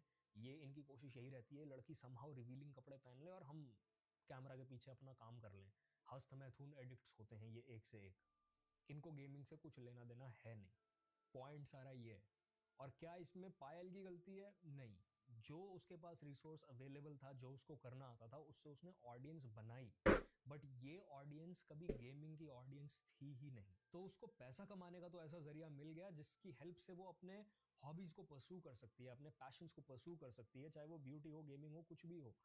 बट वो एक्चुअल गेमिंग ऑडियंस नहीं है उसके पास। इसको ऐसे समझ लो कि मेरे कॉलेज टाइम में, I guess I was in first year, जब मिनी मिलिशिया बहुत ज्यादा ना फेमस होनी शुरू हो गई थी। So everyone and their grandmas started downloading Mini Militia और सब वो खेलना शुरू हो गए। A lot of my friends started playing Mini Militia. तो मुझे लगा मैं इनको ना इससे कंसोल गेमिंग पे लेके आता हूँ। तो मैंने अपने बहुत सारे दोस्तों को घर बिठा के GTA वगैरह खिलाई, और जो गेम्स आसान गेम्स उनको समझ आ सकती थी, मार धाड़ गोलियां चलाने वाली, वो सब मैंने इनको खिला के गेमर बनाने की कोशिश की। But end of the day क्या हुआ, वो बुखार उतरा जैसे ही वो सोशलाइजेशन बंद हुआ। कॉलेज में जो लैंड सर्वर्स पे मिनी मिलिशिया चलती थी और वो लौंडियाबाजी करने के चक्कर में उसको खेलते थे, उन्होंने सब कुछ खेलना छोड़ दिया। They still don't know anything about video games, and I think that's what the problem is. लोग वीडियो गेम्स को एक वर्ल्ड एक्सपीरियंस करने के लिए नहीं खेल रहे हैं इंडिया में।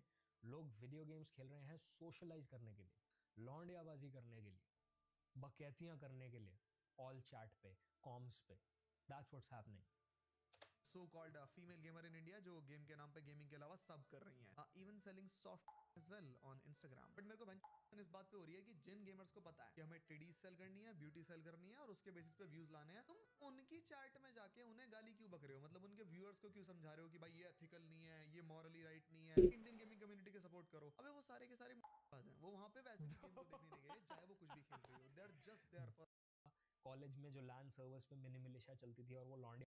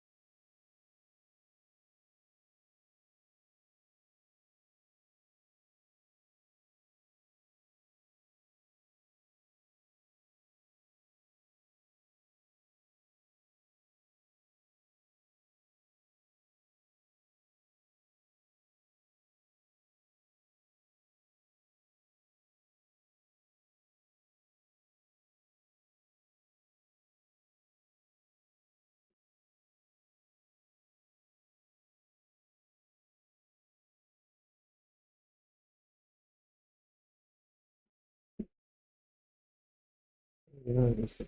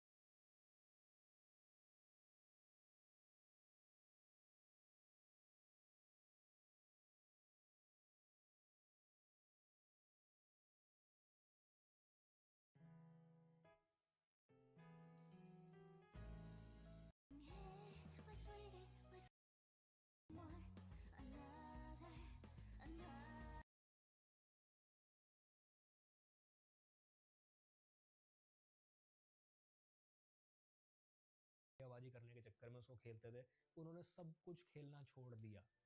They still don't know anything about video games. And I think that's what the problem is. लोग वीडियो गेम्स को एक वर्ल्ड एक्सपीरियंस करने के लिए नहीं खेल रहे हैं इंडिया में. लोग वीडियो गेम्स खेल रहे हैं सोशलाइज करने के लिए, लौंडियाबाजी करने के लिए, बकैतियां करने के लिए, ऑल चैट पे, कॉम्स पे. That's what's happening. So called female gamer in India जो गेम के नाम पे गेमिंग के अलावा सब कर रही हैं, even selling soft as well on Instagram. But मेरे को इस बात पे हो रही है कि जिन गेमर्स को पता है कि हमें टिडीज सेल करनी है, ब्यूटी सेल करनी है और उसके बेसिस पे व्यूज लाने हैं, तुम उनकी चैट में जाके उन्हें गाली क्यों बक रहे हो? मतलब उनके व्यूअर्स को क्यों समझा रहे हो कि भाई ये एथिकल नहीं है, ये मॉरली राइट नहीं है, इंडियन गेमिंग कम्युनिटी के सपोर्ट करो? अबे वो सारे के सारे हैं, वो वहां पे वैसे भी गेम को देखने नहीं गए, चाहे वो कुछ भी खेल रही हो. They are just there for Bang on. That's what the whole point is. वो है ही नहीं गेमिंग की ऑडियंस. हर एंड डर्टी जोक्स जो सुपर चैट पे भेजते हैं. That's it. They are not there for any games at all. तुम्हारे वाले भी नहीं. इतनी कर करके your beloved streamer is now in beef with this क्या बोलूं इसे, ये God like org, 8-bit org, ये इनको साइन करके क्यों बैठी हैं? क्योंकि इन्हें पता है पबजी नहीं खिलवाना इनसे. उनके पास ऑलरेडी लेगेसी टीम है जो कि वेल एस्टैब्लिश्ड है पबजी में. ब्यूटी के लिए बिठाया है. They have to sell the body. That's it. That's what they are doing. Everyone देखो, अब अगर बड़े गेमिंग कंपनीज को ही, ब्रांड्स को ये बात समझ आ रही है कि भाई खूबसूरती बिक रही है, कर्वी बॉडीज बिक रही हैं, हर चीज को ओवरली सेक्सुअलाइज करना और फिर उसको बेचना ज्यादा आसान है सही लंबा पाथ चूज करने से, ज्यादा प्रॉफिट्स निकलते हैं इस रास्ते पे, तो फिर गलती कहीं ना कहीं कम्युनिटी के एंड पे है. मेरा मानना है इन लड़कियों का अच्छा दिखना, प्रेजेंटेबल दिखना, फिट होना, इनकी बॉडीज की शेप अच्छी होना, ये इनकी गलती नहीं है. पर अगर उस चीज को एक्सप्लॉइट करके कोई border line explicit content, premium content में सेल कर रहा है, जो कि मीजो कर रही है शायद अपने इंस्टाग्राम पे, वो मेरे ख्याल से गलत है. वो एक्सप्लॉइटेशन जो आप एक्सेसिव लेके जा रहे हो वो गलत है. क्योंकि मैं तुम्हें ऑनेस्टली बता रहा हूं, ये नेक तक का भी, टर्टल नेक पहन के भी बैठेगी ना मीजो या पायल गेमिंग, बस और बस इनके बॉडी शेप की वजह से, और क्योंकि ये लड़कियां हैं उस वजह से. लड़के इनको सब्सक्राइब ठोक के जाएंगे, वाहियात बातें करके जाएंगे इनके चैट्स में. जाया कभी भी रिवीलिंग कपड़े या बॉडी हगिंग क्लोथ्स नहीं पहनती है. वो बहुत ज्यादा मेकअप करके नहीं बैठती है. वो अपने उस एडवांटेज को एक्सप्लॉइट नहीं करती है. बट मैं तुम्हें गारंटी से कह रहा हूं, नेक तक के कपड़े भी पहनेगी ना, टर्टल नेक स्वेटर्स पहन के बैठ जाएगी, बट बॉडी हगिंग होंगे तो उस दिन उसकी भी व्यूअरशिप बढ़ जाएगी, क्योंकि ठरकी लौंड है. तो पहले तो तुम बहन गलत ऑडियंस को कन्वर्ट कर रहे हो भाई. वो कूमर्स हैं. वो आयल जो गेम खेल रही है वो भी नहीं देख रहे. They're just typing chat with one. You know what I mean. And एक और पॉइंट है जहां पे इंडिया ही गलत है. जब भी गेमिंग कम्युनिटी को अपलिफ्ट करने की बात आती है तो ऑन पेपर लोग कुछ ही चीज कहते हैं कि भाई ऑडियंस दिया है, वही डाइवर्स गेम्स को सपोर्ट नहीं करती, उनको ही पबजी, माइनक्राफ्ट और जीटीए देखना है, तुम्हारी गलती. ये ना पार्शियल ट्रुथ है. आई मीन चूतिया ट्रुथ है. देखो, no hate towards any streamer, मेरे को किसी के पर्सोना की बेइज्जती नहीं करनी, but at the end gaming का सिर्फ एक पर्पस है, entertainment. Controversial take, beast boy Shubh is great, सारे गेम्स खेलता वो, कमेंट्री भी करता वो, but is that commentary great enough और entertaining enough to call him the messiah? Just सोचो, इंडिया को चाहिए यूएसए टाइप अपने दिमाग के अंदर. सारे गेम्स को सपोर्ट मिल रहा है. एजमॉन गोल्ड से तो बिल्कुल कंपेयर मत करना. नो नहीं भाई, नॉट विद एजमॉन गोल्ड. चाहिए इंडिया में, तभी कम्युनिटी ग्रो होगी. यही आइडिया है ना तुम्हारा. बट देन अगर तुम यूएसए के बेस्ट गेमिंग स्ट्रीमर को उठाओ तो भाई बीबीएस की कमेंट्री, आई एम सॉरी, उसके आसपास भी नहीं है. एंड एंटरटेनमेंट की बात भी मत करो. ये स्टेटमेंट बहुत बुरी हो जाएगी, बट है तो है. But why describing what's happening on screen and E one reaction देते टाइम होल्डिंग बैक, ये बोरिंग हो जाता है. ठीक है, जेन्युइन आउटरीच तुम कभी स्क्रीन पे दिखाई नहीं पाओगे, क्योंकि तुम्हें गाली नहीं देनी, और देनी भी है तो सटल देनी है, चिल्लाना नहीं है. भाई कंफर्ट जोन से बाहर आओ please. This is not funny and this is boring. This becomes as boring as ये हम गए और ये हम गए or same as this, or I mean this as well. सूखा हुआ खून है, मतलब मेरे ख्याल से तो हाँ सूख गया है वो खून. क्या बोल रहा भाई, क्या बोल रहा है? देखो, द प्रॉब्लम इज, मुझे ये लगता है कि द रीजन व्हाई इंडिया के लोग स्ट्रीम करते हुए कैमरा के सामने उस लेवल पे एक्सप्रेस नहीं कर पाते is because of the fear of judgment जो हमें बचपन में ही बिठा दिया जाता है. From a very early age हमारी सोसाइटी और हमारे पेरेंट्स हमें हमारे इमोशंस को सप्रेस करना सिखा देते हैं, हमें एक्सप्लोर करने से, क्रिएटिव होने से रोक देते हैं. They want us to follow a conventional, a traditional path जो सेफ रहे. रीजन उनका हमारी लाइफ को स्मूथ करने का है, बट एक्चुअली वो स्मूथ करने के चक्कर में वो हमें डल इंसानों में बदल देते हैं, which results in lack of confidence, lack of self esteem, lack of expression and lack of opinions. तो कहीं ना कहीं अगर ये कैमरा के सामने खुलना भी चाह रहे हैं, बिकॉज इनकी उस लेवल पे पर्सनालिटी डेवलप होने दी ही नहीं बचपन से ही, इसलिए अब उनको वो सब करने में डर लगता है। So it's less about being in the comfort zone and more about इस बात से डरना कि भाई मेरे चार रिश्तेदार क्या बोलेंगे। ट्रिगर्ड इंसान का तुम कभी भी कोई भी आर्गुमेंट उठा के देख लेना विद द थिंग कि भाई मैं गाली क्यों नहीं देता हूँ, he is very proud of the fact कि भाई मेरे सारे रिश्तेदार ऑनलाइन हैं, सबके चैनल्स हैं, मैं गाली नहीं देता हूँ एंड ये and this and that and what not. और अब जब उसने कहीं रिसेंटली डर्टी मीम पे कहीं रिएक्ट किया है अपनी वाइफ के साथ बैठ के, तो अब उसको हेट मिल रही है उस चीज़ के लिए। It was not such a big deal, but because you made it a big deal, आपने वो परिवार सोसाइटी वाली बात उस चीज़ में घुसा दी, इसीलिए अब आपको हर तरीके से वो बाउंड्री परेशान करने वाली है आने वाले वक्त में। क्योंकि अब आपकी ऑडियंस होगी मैच्योर, वो चाहेगी आपसे बड़े लोगों जैसी बात और आप करोगे बालकों जैसी बात। तो ऑब्वियसली आपको माइनक्राफ्ट ही खेलनी पड़ेगी, इस तरह की नरेशंस देनी पड़ेंगी।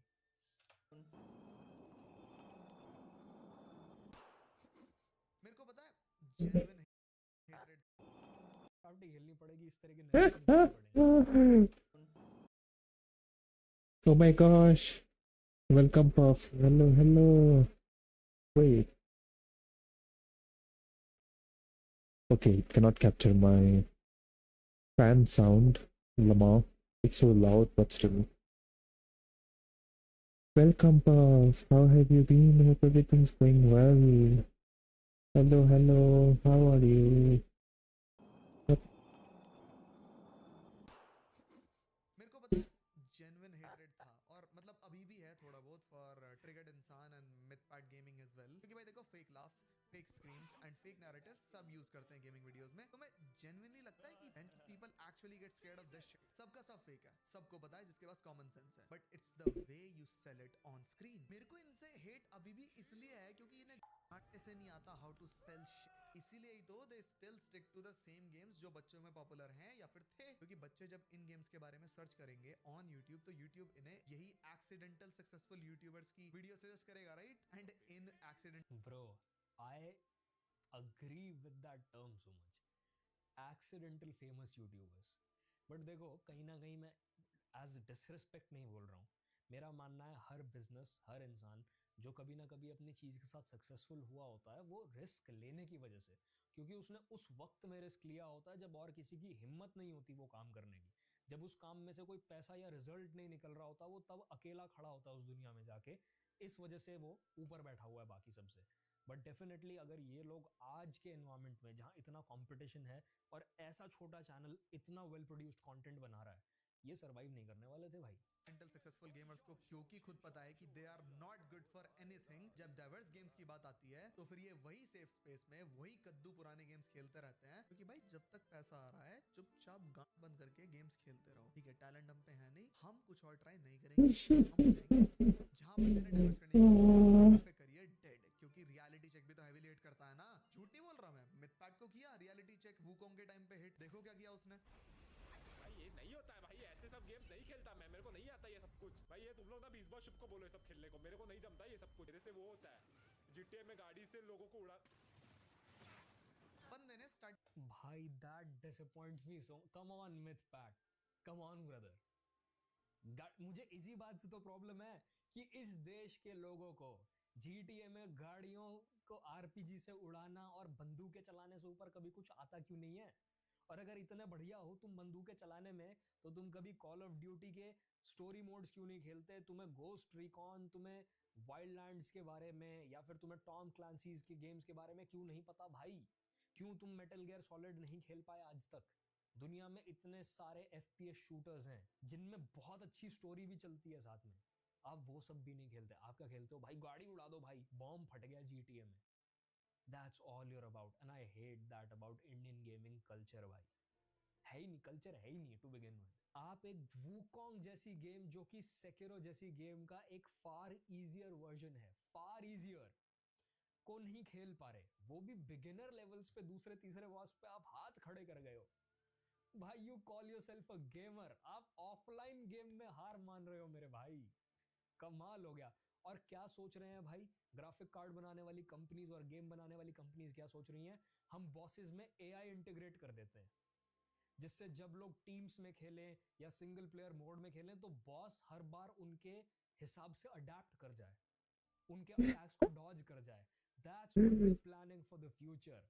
यहां लोगों से प्री स्क्रिप्टेड बॉसेस से लड़ाई नहीं हो पा रही भाई, क्रेजी। स्टार्टिंग के 5% में ही गेम ड्रॉप कर दी। क्यों? मेरे बस की ना आयो गेम खेलना, मैं ना खेलता। अबे खेल के ही तो सीखेगा। व्हाट डू यू मीन मैं ना खेलता? एग्जैक्टली। खैर दिख रहा है कि तेरे को नहीं आता खेलना। गेस व्हाट, और किसको नहीं आता था गेम खेलना? मेरे को। I died to the stupidest bosses possible जब सब मजाक उड़ा रहे थे. There were people watching it. And I still completed the game क्योंकि well journey is fun, not the actual game. It's how you react to it and it's what you convey to the audience. ये It's about the journey. Wisdom बहुत सही। Fun हो, but इन्हें झट्टे से नहीं करनी चीजें, क्योंकि जब तक ये गेम सीखेंगे तब तक इनकी जो बच्चे वाली ऑडियंस है वो किसी और को देखना स्टार्ट कर देगी। तुम रहने दो, तुम्हारे बस की नहीं है। ट्रिगर्ड इंसान ने ही मुंह पे बोला था कि भाई गेम्स डोंट वर्क, जो वर्क करेगा वही खेलूंगा मैं, that's it. Favourite game is Dota 2, पर वो गेम के लिए इंडिया में कोई ऑडियंस नहीं है। मैं of ज्ञान heavy on how everyone is wrong about this statement कि वही करो जो काम करता है यूट्यूब पे, that's it. But before that I have to take a shit, मतलब लेजिट। मैं 2 मिनट में आया, ठीक है? It's like I have to, what can I do? Bro अभी जो ट्रिगर्ड इंसान ने बोला ना, I partly agree with this, क्योंकि ऐसे समझो कि मैकडोनल्ड्स जब इंडिया में आया, केएफसी इंडिया में आया या सबवे इंडिया में आया, इन सारे के सारे फूड चेन्स को the entirety of their menu change करना पड़ा इंडियन लोगों के टेस्ट्स के हिसाब से, क्योंकि तंदूरी चिकन नाम की चीज़ फॉरेन में नहीं बिक रही। इंडिया में बीफ नहीं बिक सकता हिंदूज, इंडिया में पोर्क नहीं बिक सकता मुस्लिम्स। तो इनको बहुत ज़्यादा अडेप्ट करना पड़ा है to be successful in the Indian market. Prices को नीचे लाना पड़ा। क्रंची रोल ने कोशिश की थी कि हम वही डॉलर के रेट्स को इंडियन रुपीस में लाके कन्वर्ट करके और लोगों को बेच देंगे 800 850 की मेंबरशिप। क्रंची रोल को वो 800 रुपए वाले बार से नीचे आना पड़ा 86 रुपीज 80 रुपीज पे, क्योंकि उनको पता चल गया लोग खरीद ही नहीं पाएंगे तो बिकेगा क्या। Indian market is not about quality, Indian market is about quantity. तो यस, ट्रिगर्ड इस चीज के साथ सही है बहुत हद तक। अगर आपको उस लेवल पे रहना है, आपको खर्चे निकालने हैं, तो वंस इन अ वाइल आप खेल सकते हो आउट ऑफ पैशन ये वाले गेम्स जो हम खेलना चाहते हैं, जो हम चाहते हैं हम पुश करें कल्चर में। बट उनको कोई देखेगा नहीं तो उसका घर बंद हो जाएगा भाई, रोटी कहाँ से रखेगा वो अपनी प्लेट में। हाँ तो क्या बोल रहे थे बिजनेस प्रोफेशनल्स जिन्हें सब पता है यूट्यूब के बारे में, ऑन व्हाट वर्क्स और व्हाट गेम वर्क्स, इन्हें से कुछ नहीं पता। एक सिंपल गूगल सर्च बता देगी कि एफनएफ की कितनी लाइफ टाइम व्यूअरशिप है और बच्चे देखते हैं उसे, इनसे कुछ नहीं पता। भाई लाइफ टाइम कहाँ पे है मैटर करता है, लाइफ टाइम कहाँ पे है मैटर करता है। आप यूएस के स्टैट्स लेके इंडिया में वो बात नहीं चला सकते। बट आई प्रिटेंड कि इन्हें सब पता है। क्या कह रहे थे मैं कि गेम्स वर्क करेंगे तो उन्हें खेलेंगे वरना नहीं खेलेंगे? अबे भाई games never work when it comes to adult viewership. The biggest gaming streamer in the world right now, I mean literally the biggest, is Queso. And तुम्हारी ज़बान इतनी चलती है ना on what works and what does not work. तो bit ये रहे games जो केसो खेलता है and ये रही व्यूअरशिप। एंड अगर अपनी खुद की बात की थोड़ी सी भी इज्जत है ना अपने खुद के दिमाग में, तो उठाओ इनमें से कोई भी गेम एंड ला के दिखाओ 1/4 of the viewership that केसो got. इनसे नहीं हो रहा। और प्लीज वो गेम्स मत उठाना जो तुमने खुद ने पास में खेले और केसो ने भी खेले। मैं आपको एक गेम का नाम बताता हूँ, प्रिंस ऑफ पर्शिया 2008 में निकली थी। It was called Prince of Persia the fertile grounds. जो लोग फैंस भी रहे हैं ना टू थ्रोन्स के और फॉरगॉटन सैंड्स के, उन लोगों को तक नहीं पता कि इस नाम की भी कोई गेम निकली थी। That game was a huge flop and trust me brother, इतनी सुंदर इतनी प्यारी गेम और क्या गजब साउंड ट्रैक था उस गेम का। मेरे तो दिमाग खुल गया उस गेम को खेल के और मैं समझ ही नहीं पाया ये गेम फेल कैसे हो गई। That game failing was the reason why Assassin's Creed started. लोगों को गेम्स का लोर ही नहीं पता यहाँ पे, लोगों को कुछ हिस्ट्री ही नहीं पता गेमिंग स्टूडियोज के बारे में, और आप एक्सपेक्ट कर रहे हो कि वो गेम्स देखेंगे जो फॉरेन स्ट्रीमर्स खेल रहे हैं। अगर मैं यहाँ पे बैठ के डिज्नी प्रिंसेस रीसेंट मूवी जो आई थी स्नो वाइट, वो क्यों फेल हो गई उसका वीडियो देखना शुरू कर दूं, कोई नहीं देखने वाला भाई, लोगों को नाम ही नहीं पता उस एक्ट्रेस का। नहीं दूसरे उठाओ एक्सेप्शंस। पता तुमसे क्यों नहीं होगा? तुम सबके सब झूठे। हम तो पैशनेट हैं फॉर गेमिंग। हम क्या करें जब कोई दूसरा गेम देखता ही नहीं, मजाक हो गया है मेरे को। अबे भाई तुम्हारे घैंट से पहले तो आवाज नहीं निकलती while playing the games, और जब निकलती है तो you turn into a narrator for blind people। ओ भाई इसने तो गाड़ी से औरत को निकाल के सड़क पे फेंक दिया। हा हा हा। भाई तुम्हारी हंसी भी evenly distributed है, that's how fake it is। हा हा हा। एंड मैं बीबीएस को गाली अभी भी नहीं दूंगा क्योंकि he is way beyond you guys. भाई maybe BBS hold back नहीं कर रहा।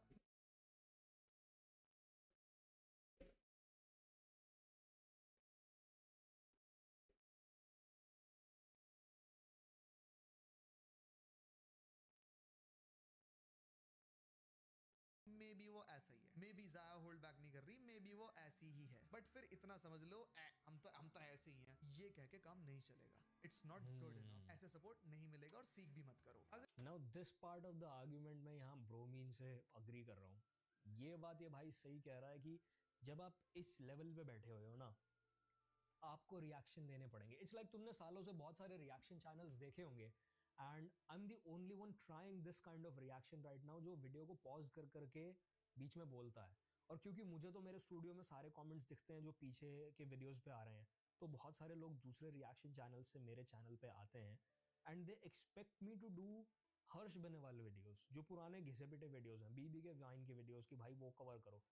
उसमें करूं क्या? मैंने किया स्टार्टिंग में, पर बात करने को क्या है? आपको क्या सीखने को मिल रहा है? आपको क्या वैल्यू मिल रहा है?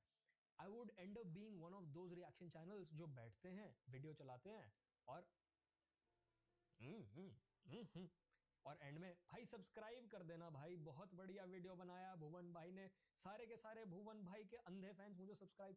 अरे भाई I don't want to do it. और यहाँ मैं इसलिए इस बंदे से अग्री कर रहा हूँ बिकॉज कल्चर में चेंज लाना पड़ता है। कल्चर में चेंज ऑटोमेटिकली आता नहीं।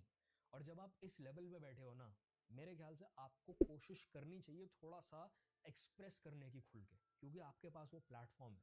चीज़ों के बारे में बात करो, लोगों को गेम का लोर समझाओ। आज तक भी कोई ऐसा चैनल नहीं है जो स्टोरी गेम्स को प्रॉपर्ली एक्सप्लोर करता हो और उनका लोर समझाता हो लोगों को। जैसे वाटी विद्या, यहाँ पे पता भी नहीं होगा लोगों को वाटी विद्या के बारे में। लोगों को पता ही नहीं होगा कि डार्क सोल्स फेमस क्यों है। वो चैनल अकेला रीजन है डार्क सोल्स के इतने फेमस होने का, बिसाइड्स द फैक्ट कि गेम बहुत अच्छी है। That guy keeps that world alive. ये टैटू देख रहे हो, this tattoo is from dark souls. This guy is called knight Artorius. इसका बैटल माउंट सिफ, इसकी पूरी स्टोरी है, बॉस फाइट है डार्क सोल्स 2 में। नहीं पता भाई लोगों को। तो हाँ, डेफिनेटली आपको कुछ चीज़ों के बारे में बात करनी चाहिए, एक्सप्रेस करना चाहिए। ऐसे नहीं कि भाई मेरी तो यही पर्सनैलिटी है। Try to improve, be better. अगर you are constantly hurt by your videos under performing और योर स्ट्रीम्स अंडर परफॉर्मिंग, तो तुम ये देखो कि भाई वैलोरेंट मूदा भी खेलता है और तुम भी खेलते हो, काफी बड़ा फर्क दिख जाएगा। तुम ये देखो कि भाई एल्डन रिंग आजमन गोल्ड ने भी खेला है और तुमने भी खेला है, बहुत बड़ा फर्क दिख जाएगा। मैटर वंस अगेन, जैसे अभी एल्डन रिंग की मैं वाटी विद्या की बात कर रहा था चैनल के बारे में, भाई कंपेयरिंग इंडियन गेमर्स और streamers with Asmongold is wild. जिस लेवल पे मैं बता नहीं सकता उसकी ऑडियंस जो एल्डन रिंग खेलती है, कंसोल्स लेना अफोर्ड करती है, डे 1 वो परचेज करके रखते हैं, प्री ऑर्डर्स करते हैं गेम को। भाई यहाँ पे लोगों को 3-3 साल पायरेट करने के लिए वेट करना पड़ता है जब तक फिट गर्ल रीपैक्स नहीं आ जाते। लोगों के पास अगर पायरेट भी कर लें तो पीसीज नहीं है चलाने के लिए, ग्राफिक कार्ड्स अफोर्ड नहीं करते लोग। कौन खरीदेगा 34-36 हजार का ग्राफिक कार्ड? Hi, और my name is by the Dom. Time लोग I'm an animator, मेरी and तुम्हारी today एज में I'll आते हैं, excel वो as यूजुअली अपने कॉर्पोरेट के और वर्क स्ट्रेस में इतना दब चुके होते हैं, गर्लफ्रेंडों के चक्कर में इतना बह चुके होते हैं वो, कि उनके वॉच डॉग्स असैसिन्स क्रीड भाई चलती है साथ में ऑफ देयर मेन्यू। इसने तो गाड़ी से to do Harsh Beniwal videos, जो पुराने घिस, इसका बैटल माउंट सिफ, इसकी पूरी स्टोरी है, बॉस फाइट है डार्क सोल्स 2 में। नहीं पता भाई लोगों को। तो हाँ, डेफिनेटली आपको कुछ चीज़ों के बारे में बात करनी चाहिए, एक्सप्रेस करना चाहिए। ऐसे नहीं कि भाई मेरी तो यही पर्सनैलिटी है। Try to improve, be better. अगर you are constantly hurt by your videos under performing और योर स्ट्रीम्स अंडर परफॉर्मिंग, तो तुम ये देखो कि भाई वैलोरेंट मूदा भी खेलता है और तुम भी खेलते हो, काफी बड़ा फर्क दिख जाएगा। तुम ये देखो कि भाई एल्डन रिंग आजमन गोल्ड ने भी खेला है और तुमने भी खेला है, बहुत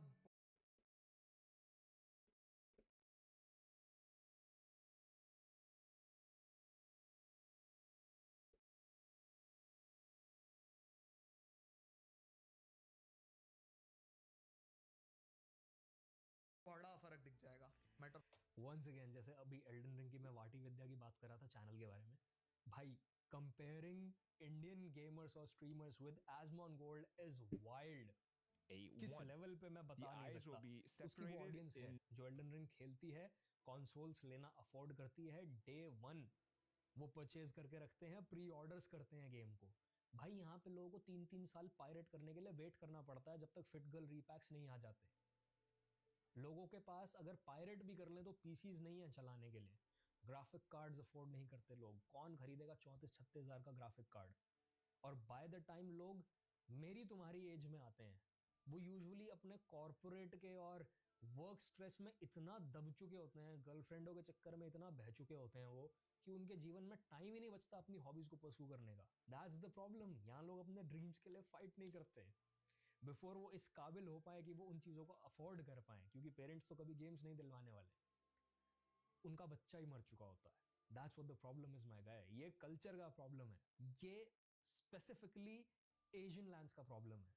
परफेक्ट मैंने भी खेला है। अब मैं कहना नहीं चाहता नार्सिसिस्ट की तरह साउंड करूंगा, बट जस्ट ट्राई करो मेरी स्ट्रीम देखने की, तुम्हें दिख जाएगा फर्क। एंड अगर 6 आवर की स्ट्रीम में 60% is narration, 20% is fake laughs and size, and rest 20% is your genuine reaction, तो व्यूज भी तो तुम उस लास्ट 20% जेन्युइन रिएक्शन के डिजर्व करते हो ना। ये जब मैं अभी कर रहा हूँ, ये शायद यूट्यूब पे पहले किसी और ने करी होगी, मेरे को ऐसी कोई वीडियो नहीं मिली, बट ढूंढ लेना। बट उसकी वीडियो की जगह तुम मेरी तभी देखोगे ना जब मैं उससे ज्यादा फनी हूँ। सेम चीज बोल रहे हैं but I am funnier, I am more entertaining, and that's it. That's how YouTube works. मेरे एक दोस्त का दोस्त है, मैं नाम नहीं लूंगा क्योंकि मेरी पहले ही राड हो रखी थी उससे, बट मैं उस बंदे ने मेरे से लड़ाई पता क्यों की? क्योंकि उसकी स्ट्रीम पे जाके मैंने चिल्लाना स्टार्ट कर दिया। उसकी स्ट्रीम थोड़ी ज्यादा एक्टिव होगी मेरी वजह से, ये उसका इशू था। उसने मेरे को बोला कि तू इतना चिल्लाता है, इतनी करता है स्ट्रीम पे, तू निकल यहाँ से।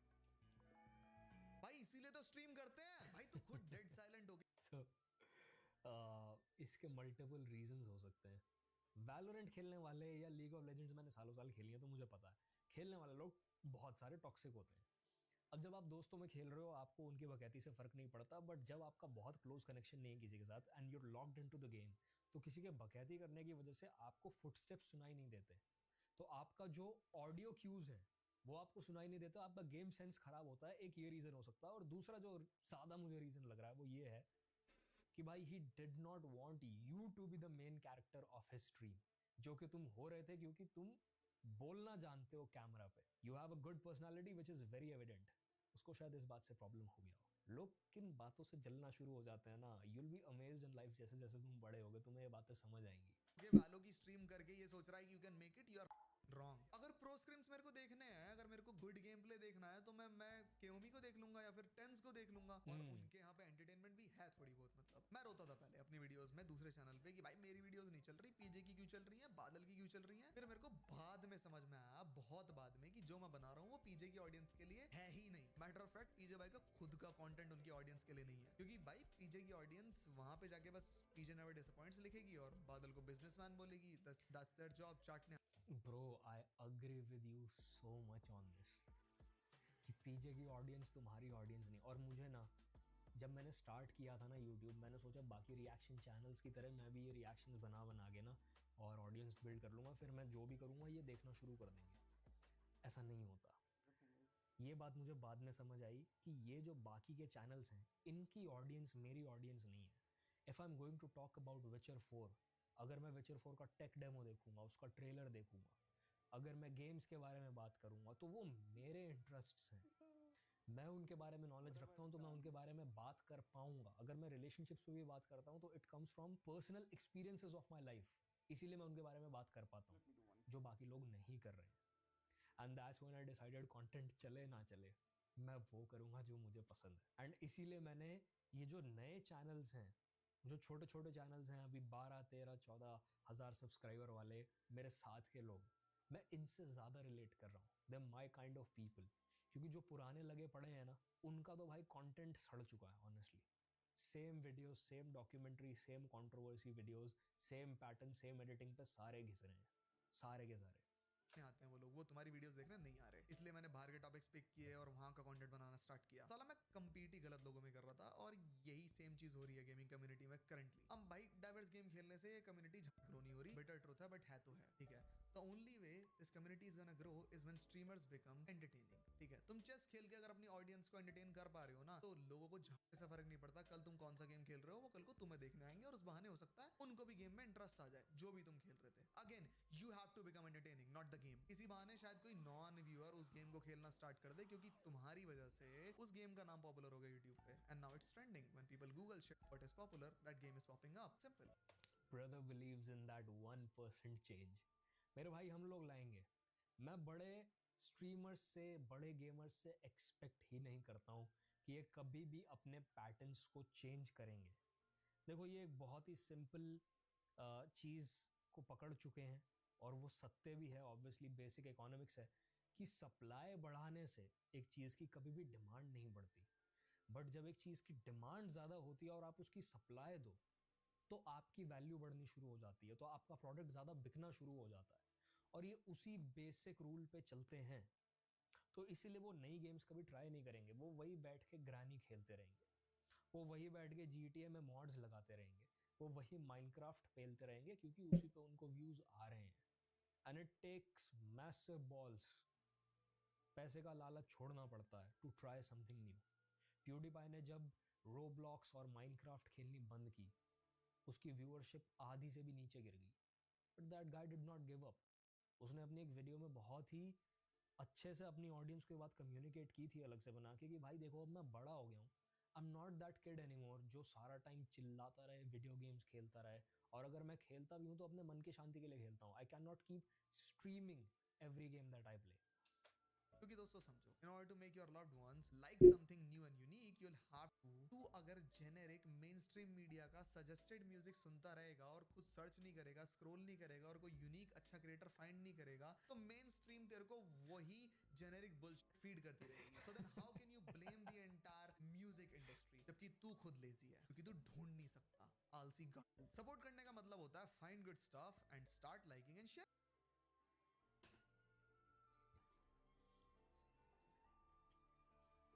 ट्रू.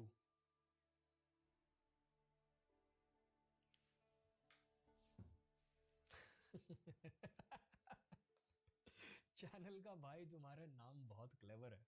ब्रोमीन तुम्हें पता होगा एक बहुत ही वॉलेटाइल, बहुत ही रिएक्टिव केमिकल होता है. अब साइंस वाले तुम्हें ये बात बेटर बता पाएंगे, मैंने तो बस एक दो रील्स देखी हैं इसके ऊपर.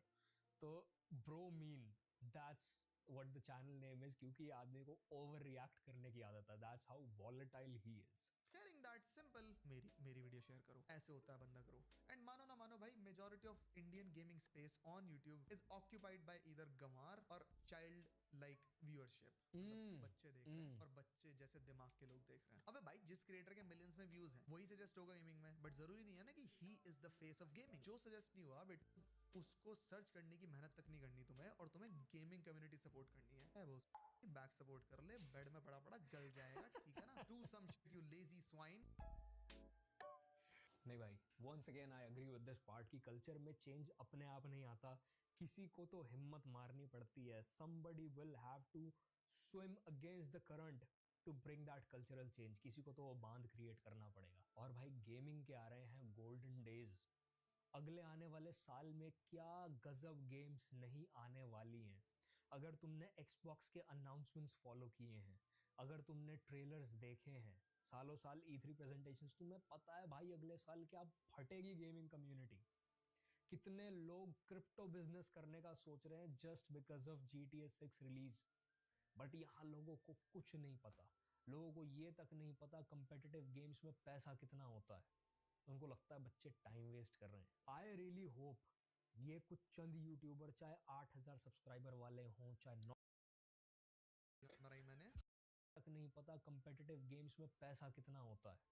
उनको लगता है बच्चे टाइम वेस्ट कर रहे हैं. आई रियली होप ये कुछ चंद यूट्यूबर, चाहे 8,000 सब्सक्राइबर वाले हों, चाहे 9,000, 10,000, 12,000, ये सब मिलके उन गेम्स को खेलें जिससे उन गेम्स को खेलने वाली, चाहे थोड़ी बहुत ही सही, पर एक ऑडियंस बने और actual gaming content YouTube India में दिखना शुरू हो.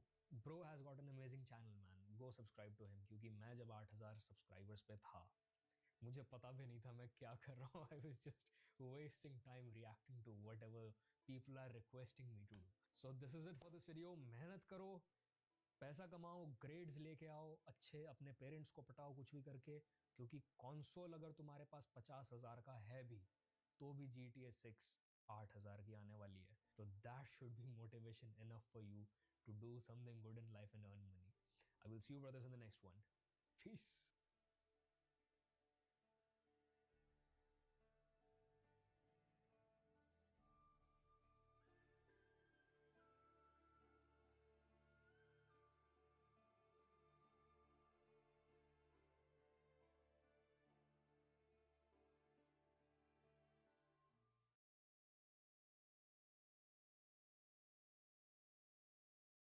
The cleanup and will be on its own cell, the B cell in this case. And now let's create the closed eye drawing. I'll create a new drawing at the halfway point of our scene, frame 37 down, while the shape of closed eye drawing and lower them a bit during the blink. You can obviously modify these movements to match your own unique designs and needs. I'll add some lashes to the eyes to finish it and label this drawing as B2. With our rough keys drawn, let's give it a quick tie down and use that opportunity to clean up the lines a bit and separate our drawings into separate.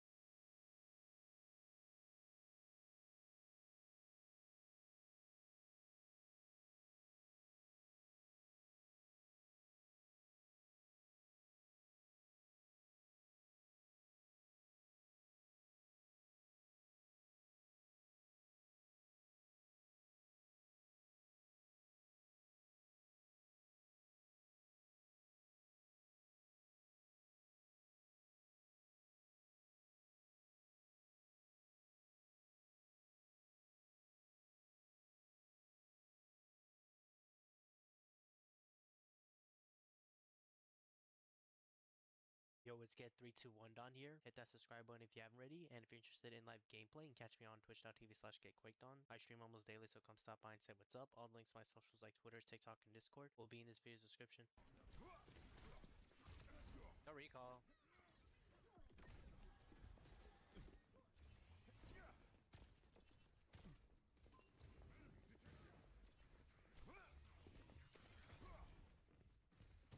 Why is nobody on the side ground, bro? I just want to go for a play.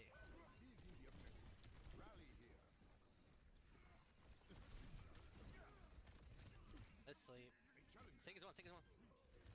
On a one. I thought he died. You must be Zeus. Objective A captured.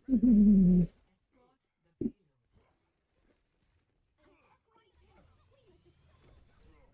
You must be Zeus.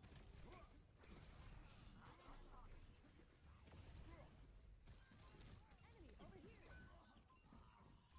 Targeting hostile. Eyes on a target.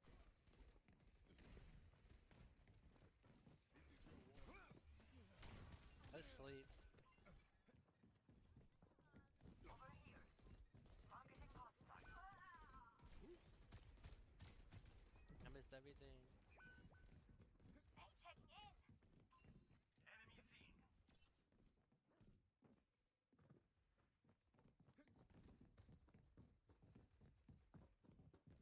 Need help over here. The payload isn't moving. You must be Zeus. Let's sleep. Enemy over here. She tells us to sleep like it's fucking nothing. Healing fortified. I see an enemy. Look at the guy healing. What a loser. Over there.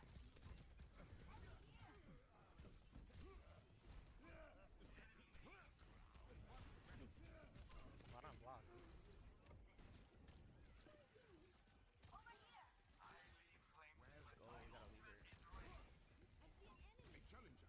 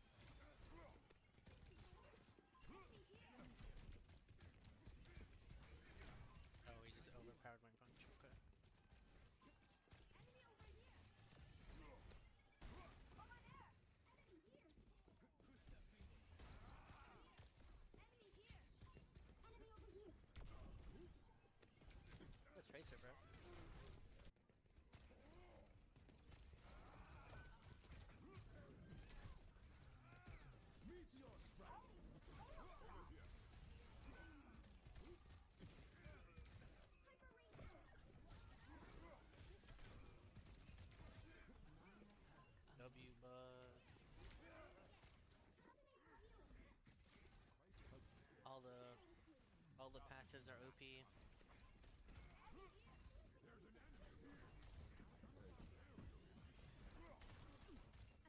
What is wrong? Oh fucking god, bro, my character is so bad.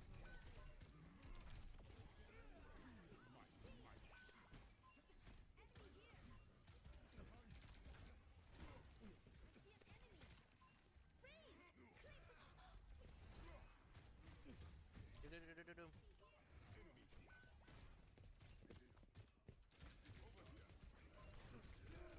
Meteor strike. Can't see the fucking health pad.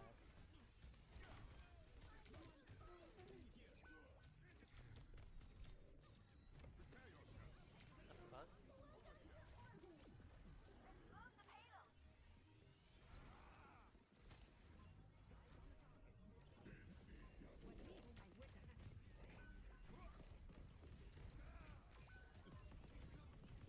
Oh!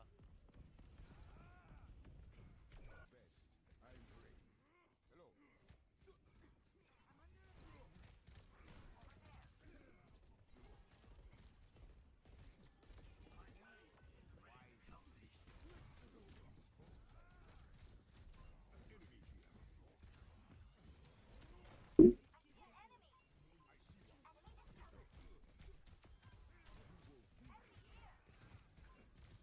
I'm ready. Hello.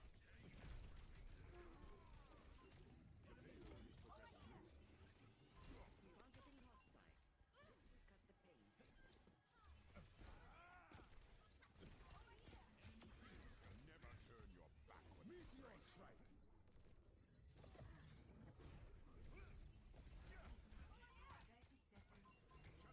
That doesn't have his boot.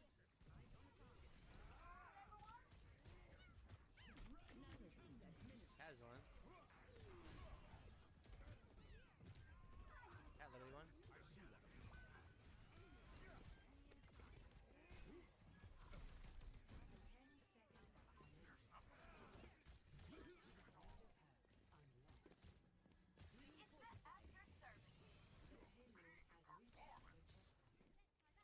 My plan comes to fruition.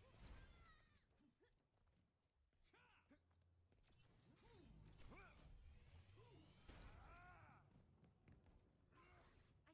Let's move the payload together.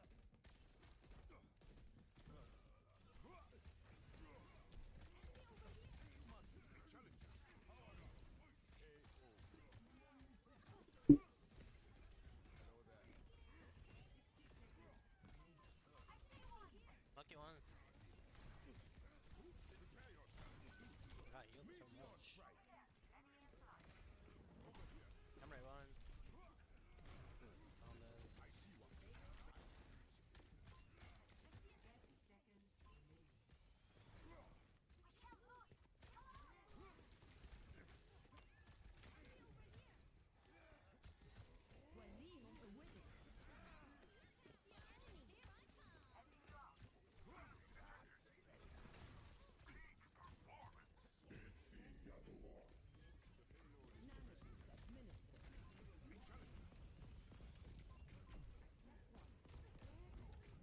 I'm just all going for him.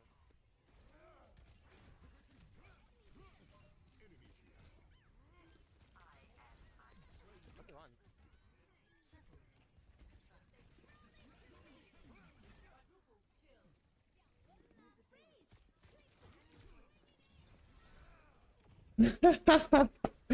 Oh man.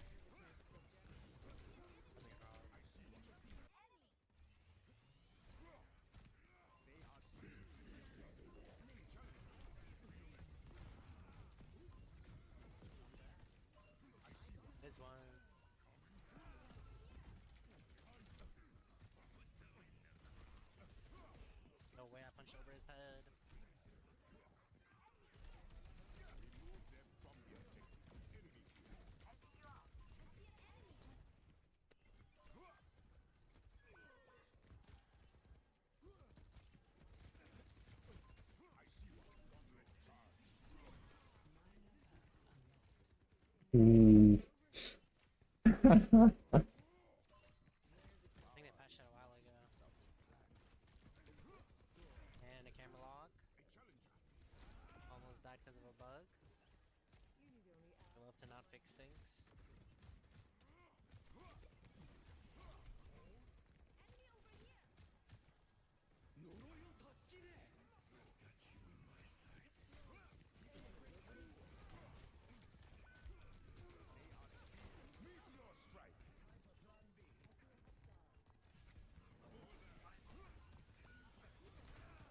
Oh, I was hoping that would get the bat.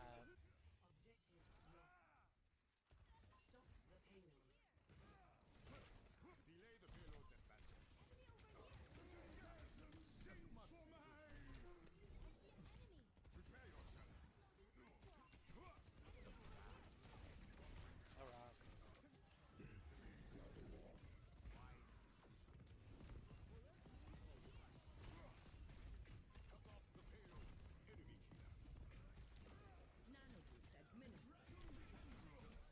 I think he used hand. Oh, I lied. I think it literally won though on card.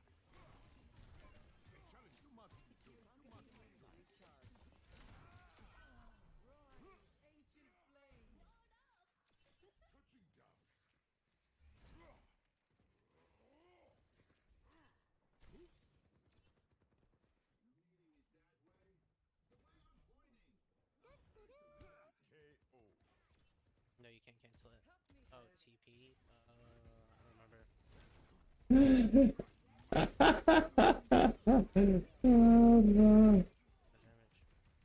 What's with that Sigma, man?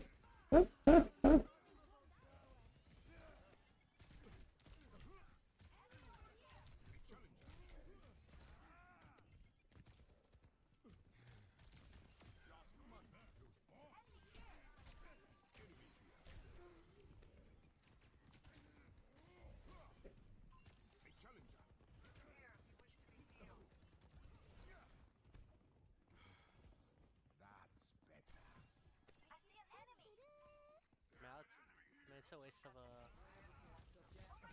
It's a waste of a rock, to be honest.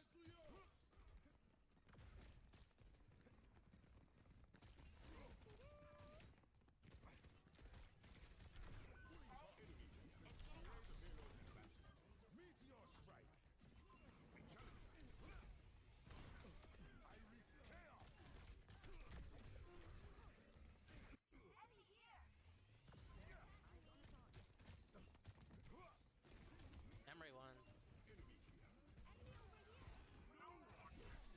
For me.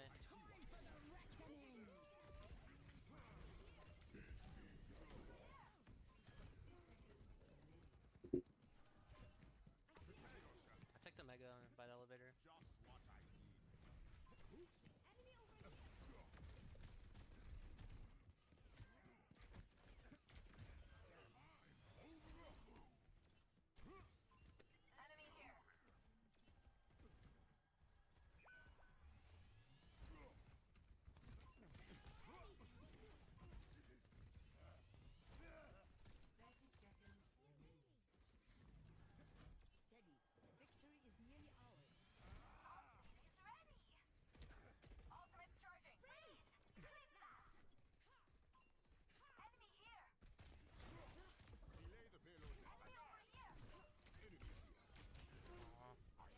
Oh, I hit the fucking wall.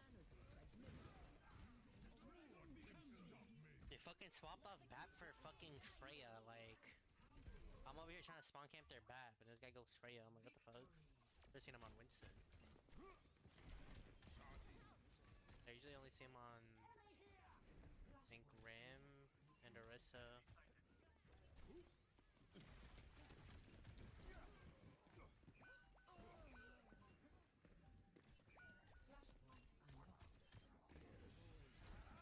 What the fuck? That guy wasn't even looking at me.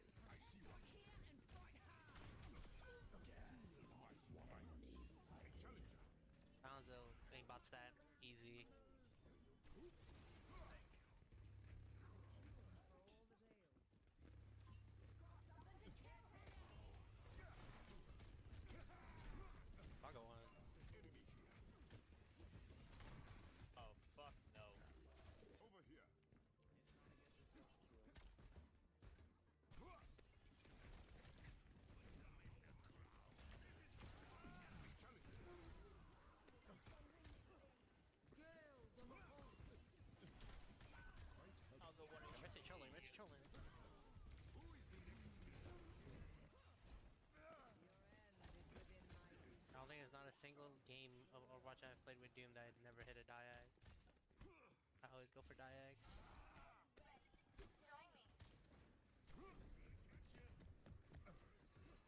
When I cancel go, and you fucking just ate my health.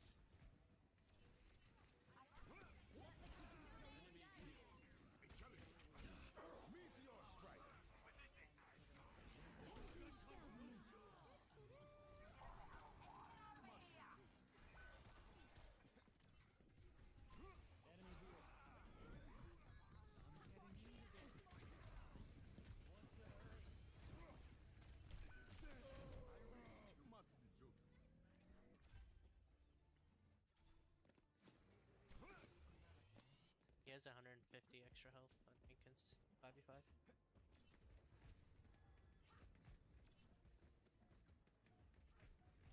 Quite helpful.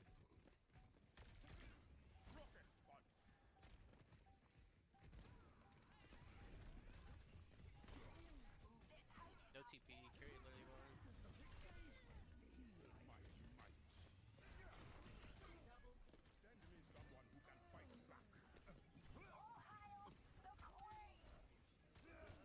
I see one. Station secure. Next, flashpoint. To the objective! Attack the objective! Yo, appreciate it, Professor. You on the wrong way. Unlocks in 10 seconds.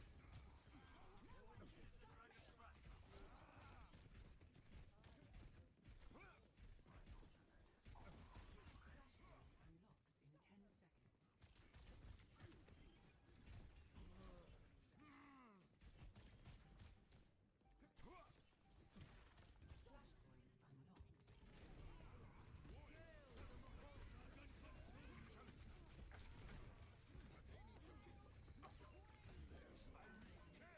But I guess for shooting me.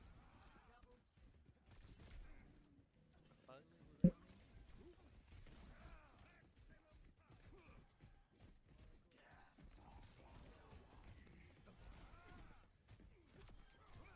Body block.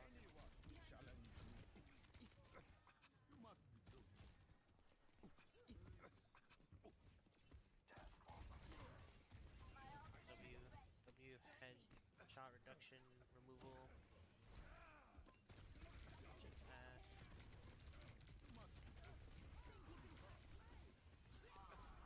Man, I'm gonna shoot peek. Meteor strike. I'm so far from that exposure. My ultimate is ready. That's this. Over here. Rocket spot. Let the kitsunes guide you. Major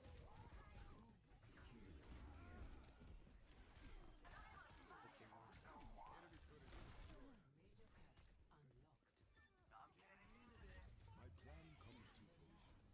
Secure. Jump, Next, flashpoint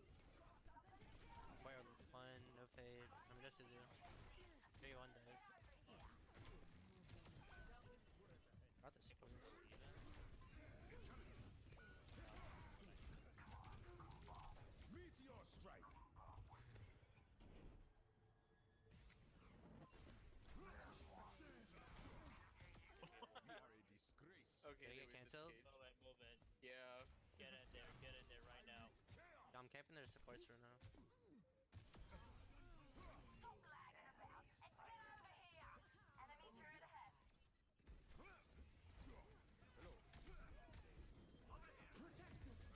Oh, I'm fucking that finger, sorry. Well, that's fine. I mean, more value than their ult, I guess. Rock is the truth.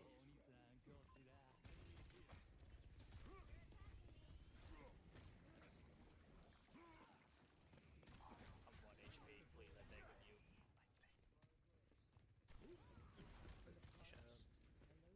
This ends now. Time for the reckoning. Oh, Rock killed him. No, you walked out of it. I'm sorry.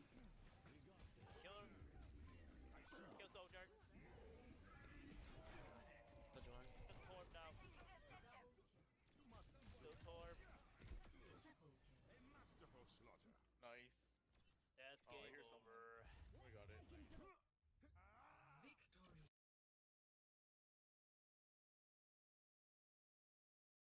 Layers. I'm going to take everything and lower its opacity and just draw over it. In the industry, we call this process tie downs or Genga, and I go over the process in my Genga video, so check that out for more information.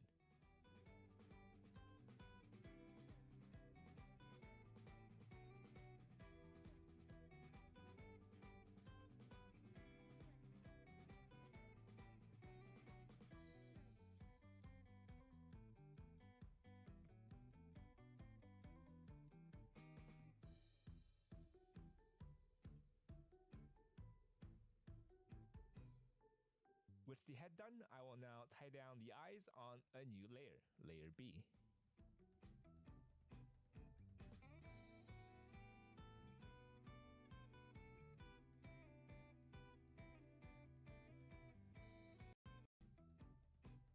The eyes on a new layer. With the head done, I will now tie down the eyes on a new layer, layer B. On the eyes on a new layer, layer B.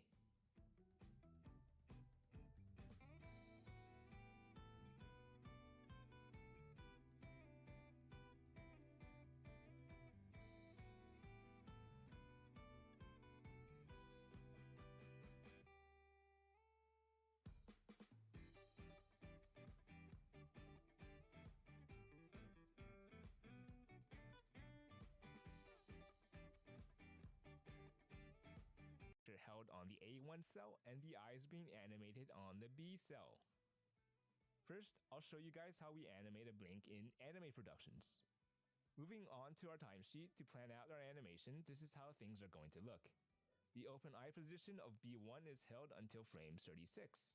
The closed eye position of B2 is exposed for 3 frames, and in-between drawing is held for 3 frames, and lastly, we go back to the open eye position of B1, held until the end of the scene. In terms of timing, we are going to have the in-between drawing favor the B2 pose at about a 2/3 position. This means that the in-between drawing would be more open than closed. Alright, let's get that drawn. The top of the eye contour will be a bit lower than the open pose, and the bottom lid would be a bit higher. Make sure to move the top eyelid and eyebrows a bit as well.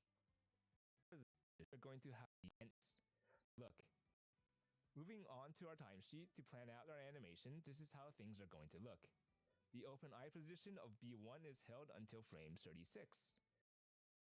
The closed eye position of B2 is exposed for 3 frames, and in-between drawing is held for 3 frames, and lastly, exposed for 3 frames, B6. The closed eye position of B2 is exposed for 3 frames, and in-between drawing is held for 3 frames, and lastly, we go back to the open eye position of B1, held until the end of the scene. In terms of timing, we are going to have the in-between drawing favor the B2 pose at about a 2/3 position. This means that the in-between drawing would be more open than closed. Alright, let's get that drawn. The top of the eye contour will be a bit lower than the open pose, and the bottom lid would be a bit higher. Make sure to move the top eyelid and eyebrows a bit as well. The pupils and iris should be shifted down a bit compared to the open eye position. If you don't, your animation will look really rigid. The pupils and iris should be shifted down a bit compared to the open eye position. If you don't, your animation will look really rigid.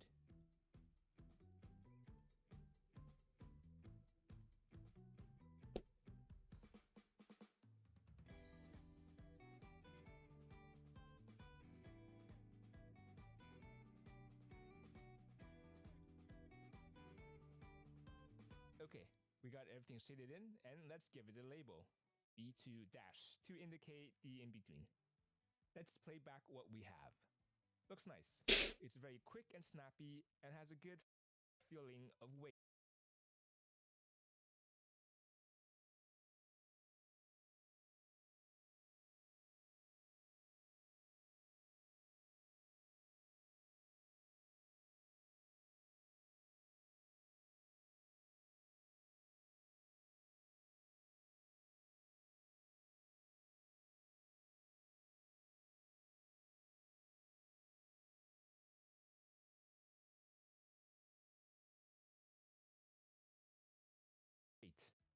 Next, I'll show you how blinks are done in the West. I learned this from an old Disney animator and used it back when I worked in the Canadian animation industry. Here, we still have the closed eye position at frame 37, but there will be an in-between drawing at 35 held for 2 frames. There will be another in-between drawing at frame 39 held for 2 frames, and then we expose the open eye position again until the end of the scene. That first in-between drawing will be timed like this, with the drawing favoring the B2 closed eye pose, meaning that the drawing of the eye will be more closed than open, opposite from before. Alright, let's get that drawn. Again, everything I talked about earlier applies here. Move the top down, the bottom up, and don't forget to shift the pupils and iris down a bit.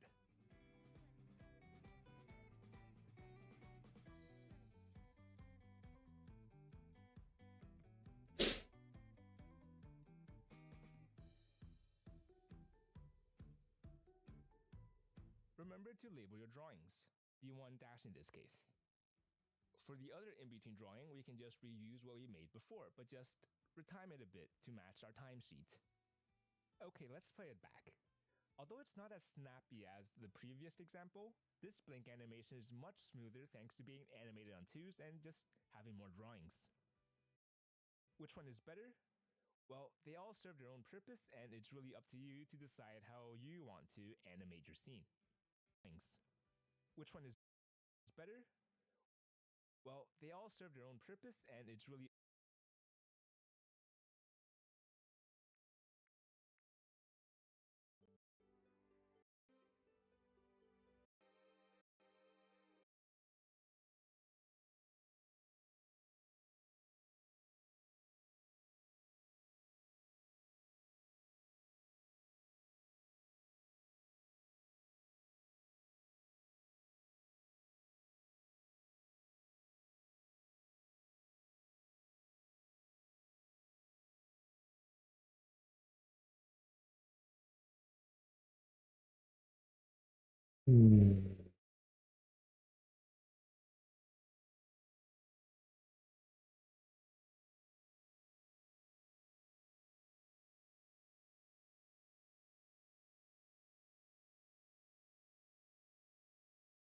Okay, there's no one.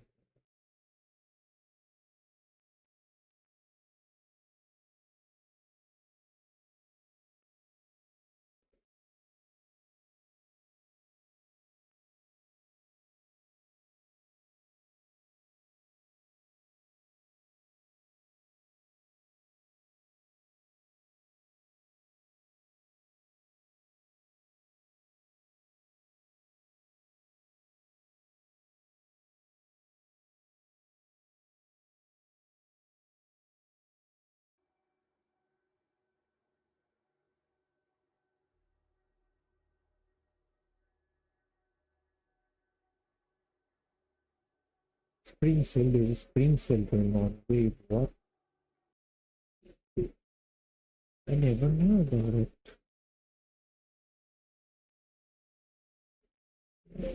Nitrine is for like, see?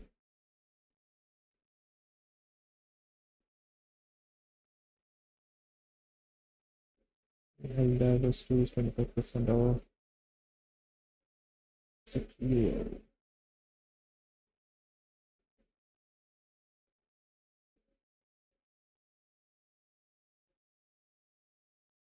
Cutscene. Wait. Are we there yet? Epic Redemption. Risk of Crime. Whoa. Space Marines 2 is 900 now. Man, what a tragedy. Sons of Forest is 390 rupees. Oh wait. Yeah.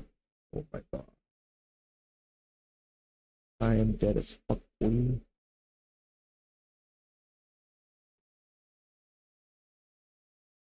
Dark Raiders. Mega Bomb. Okay, what about that? Is there any...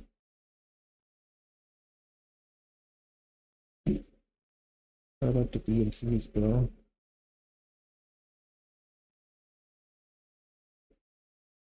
Intimidation.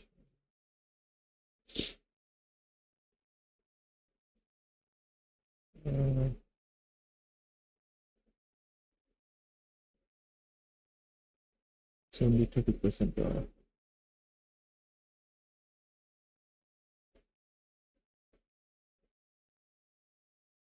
Trailer.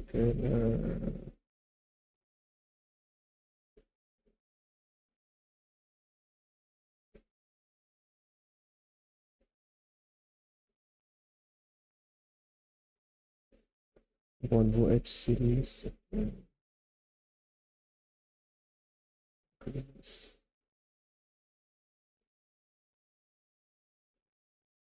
Wait, what do I even have? Free, that was free.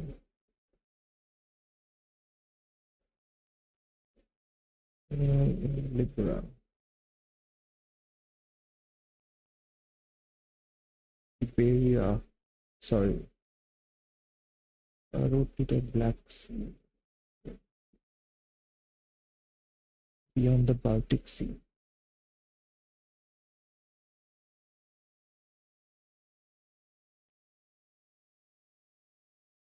Okay, the Baltic Sea DLC I have.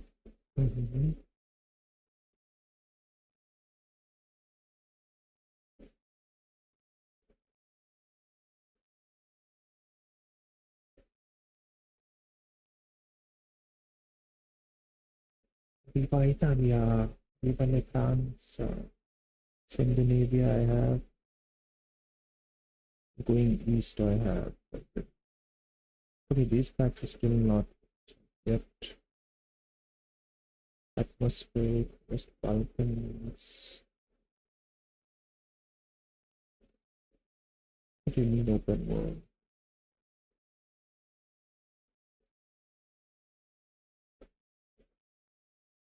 And 406, 425 rupees. Going east.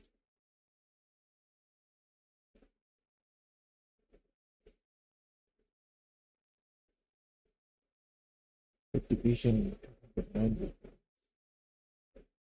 Modern warfare. Last light. Remnant from the ashes. I like new vehicles. Wait, I already have that. Why should I find that? The crew motor test. Good eye survivor. Spawn is 93 rupees now, Lamar. Hello, neighbor.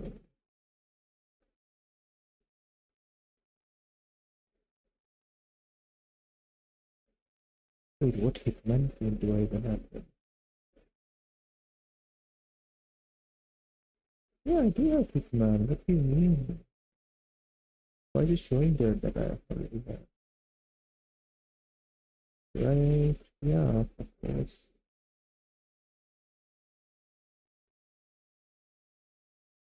Detroit become human.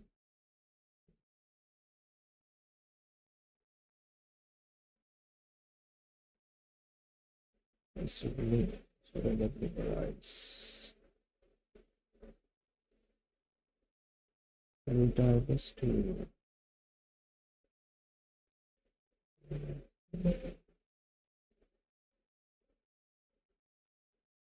Geometry Dash. What even are these games? Cuphead. Street.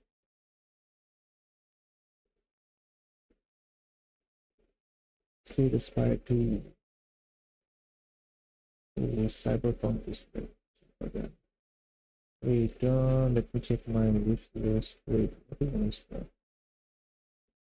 I didn't even got that. I have no idea. How do you see my wish list though? Yeah. Okay.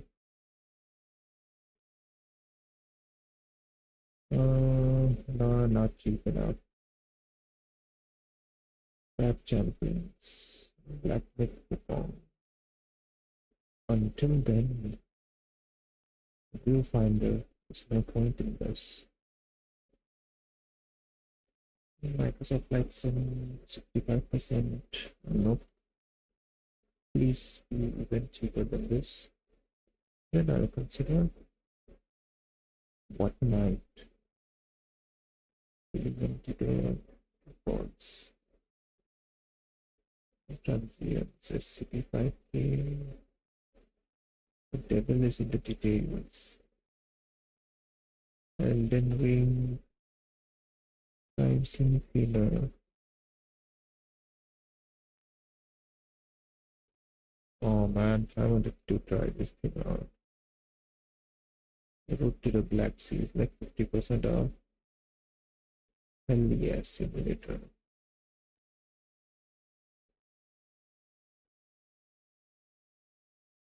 Dual database, the mall.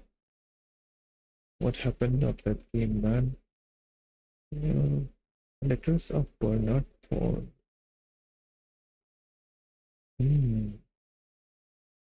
Lost people have. Wait, that game is released already? I never even knew about it.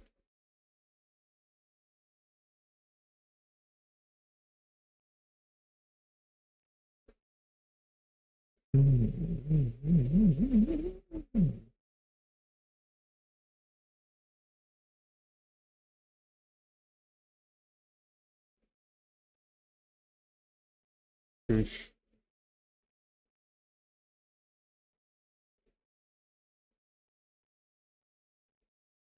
I did not type here.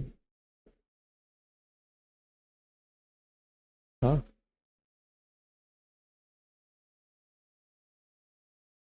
I did not do anything, man.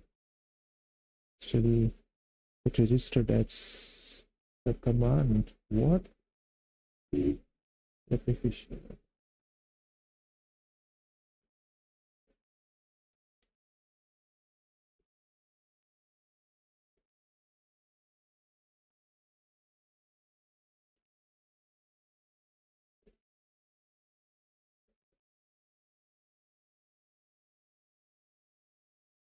Huh?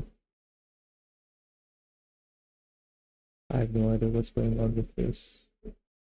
But okay.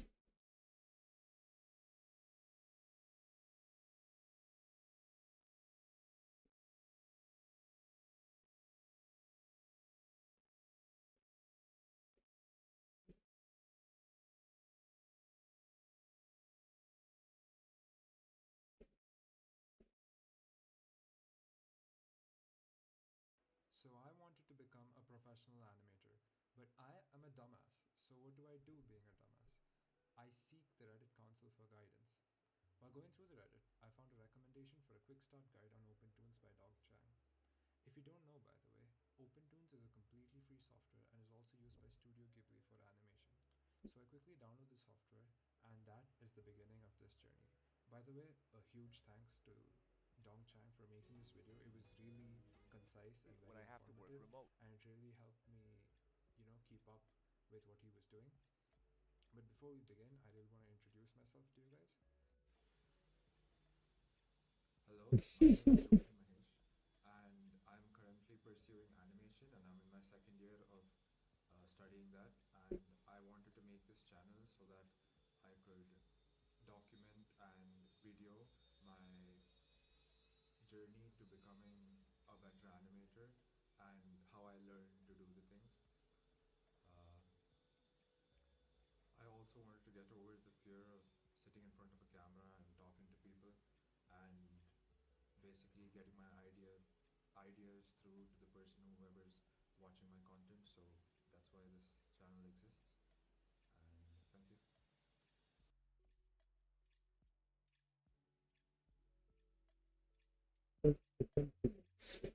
Let me see.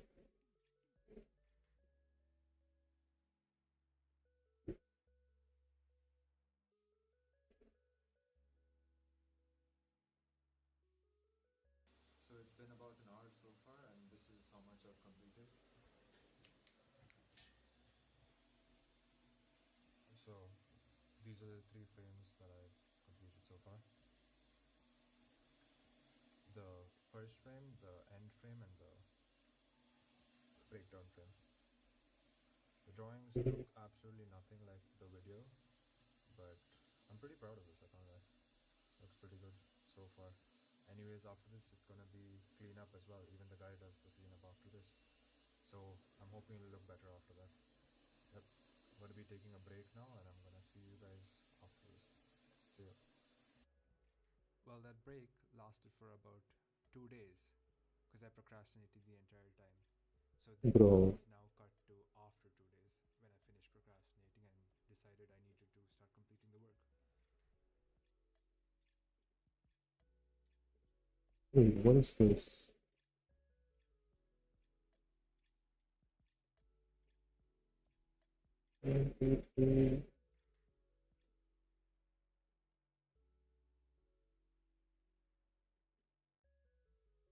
Wait, am I saying right?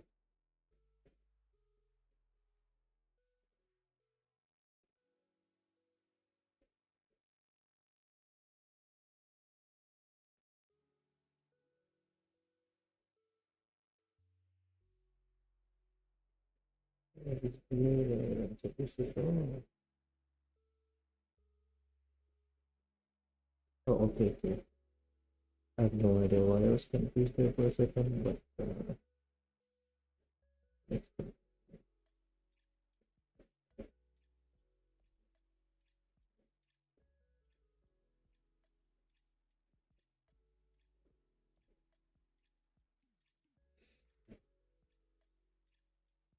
First.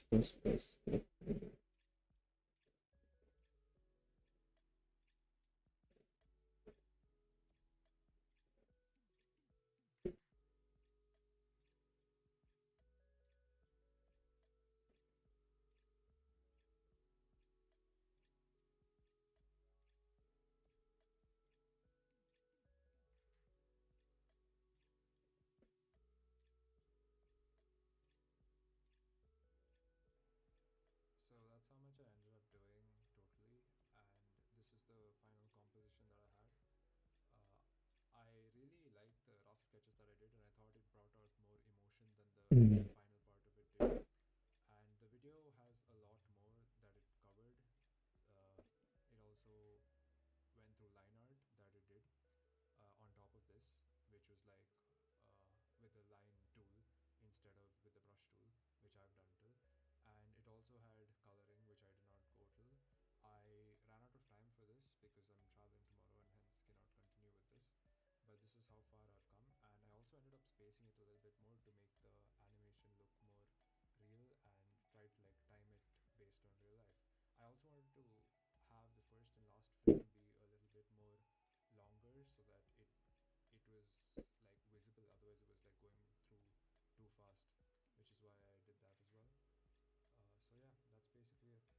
That's all I did so far, and this took me about 3 or 4 hours if I didn't procrastinate, and it took me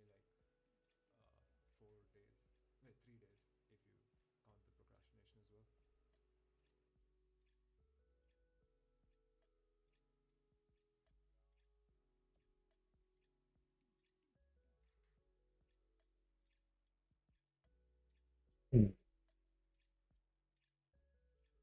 It's good enough.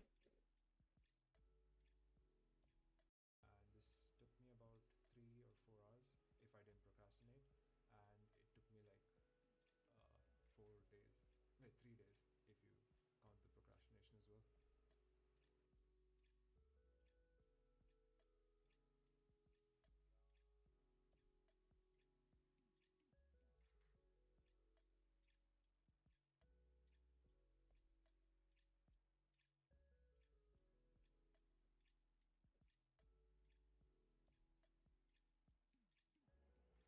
So that's how much of the animation I decided to do. I don't know why my camera makes me look ethereal, but that's just something it does for some reason. So basically, the video that I was following on YouTube goes more into coloring as well, but I do not have time to continue with that because I'm going to be traveling tomorrow, which is why I'm going to stop here. This is how much I've done. I did procrastinate most of that time, so I guess you can't really count the 3 days that I spent on it, although it was more like I could have completed this in about like 3 to 4 hours basically. So that's it for this video. I'll probably see you next time. Alright, peace.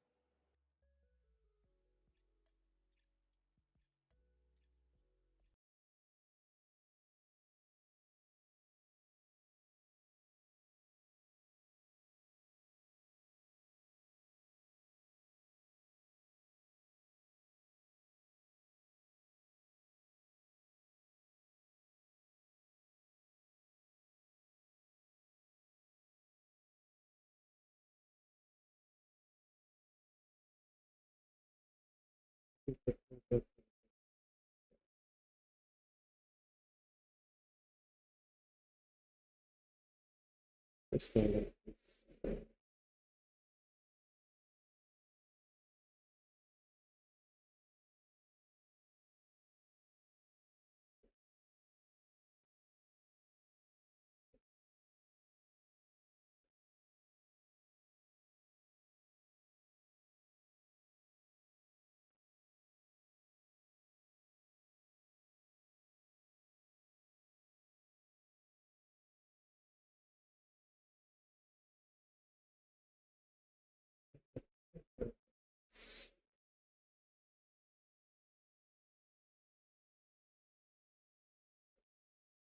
seriously. It's animating, yeah, but not technical things like seriously.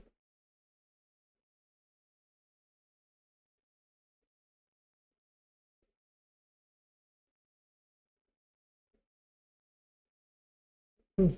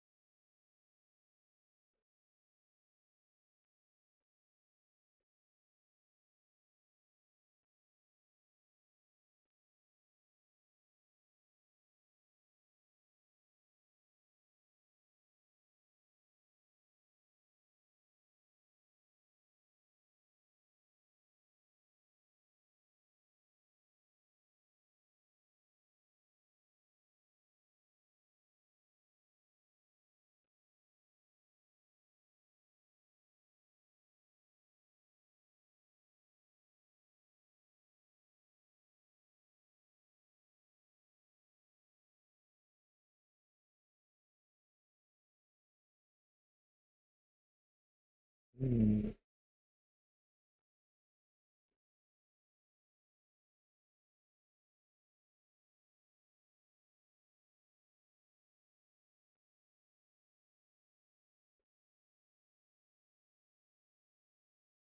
You know what? I'll just download it so that I'll see later how it can be used.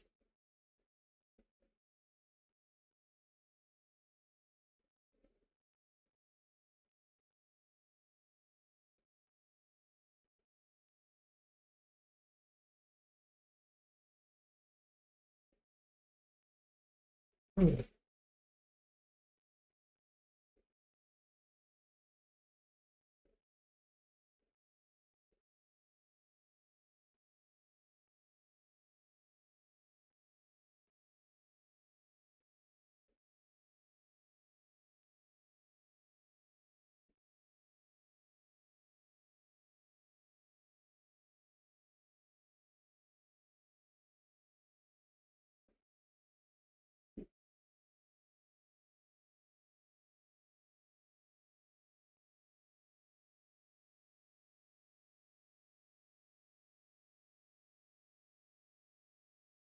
Are the drops yet on yet?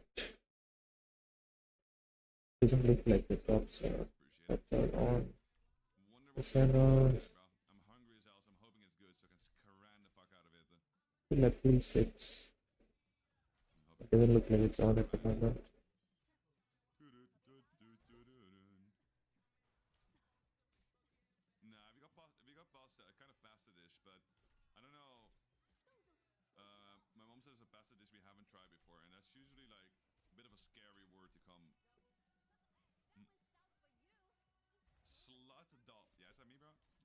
Oh yeah, yeah.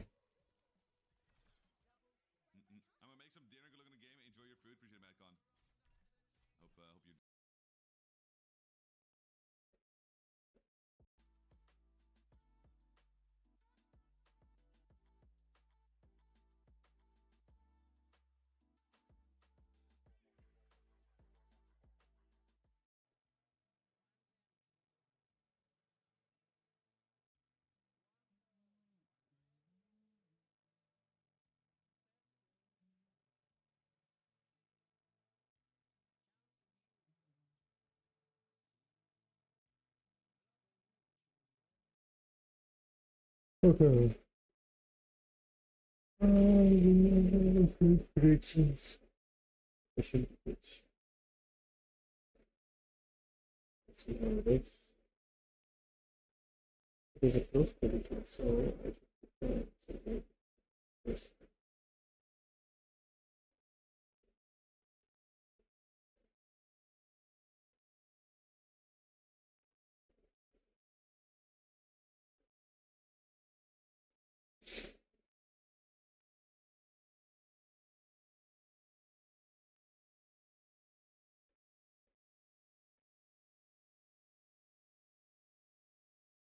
So that's a good say. This is this.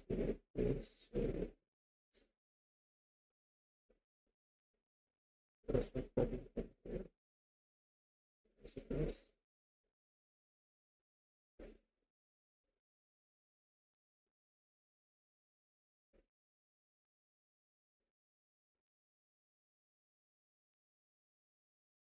Yeah, I think it's this.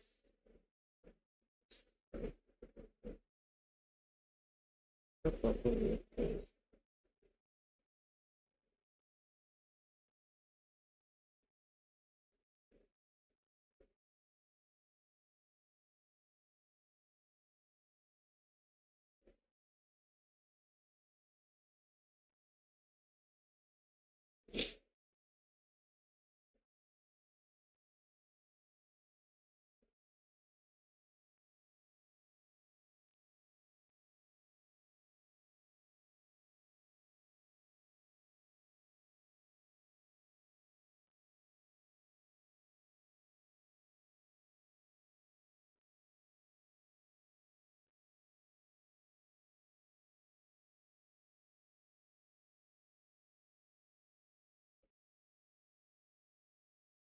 Hmm.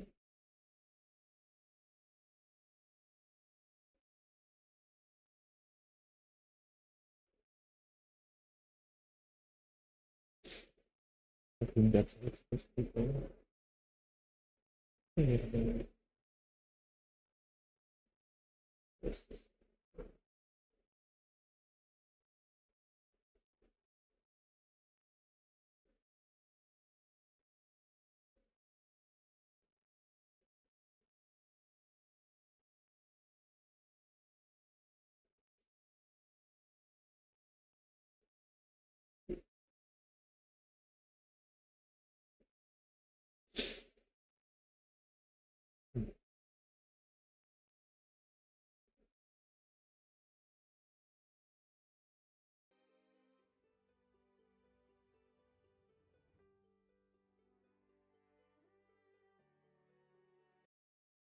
yellow highlights, light blue shadows, light pink, medium dark black lines.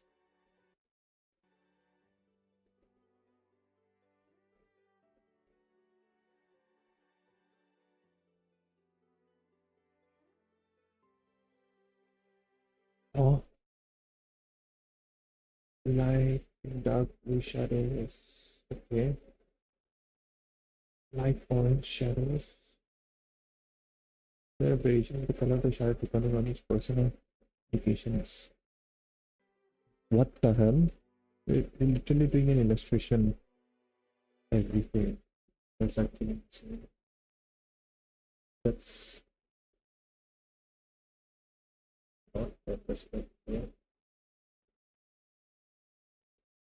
Is it even worth it? Definitely not worth it.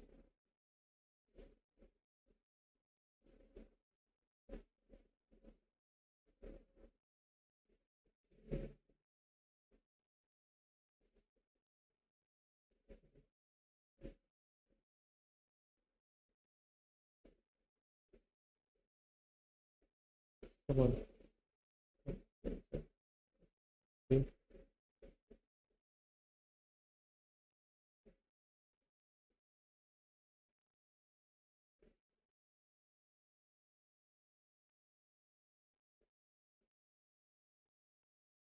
No need for that.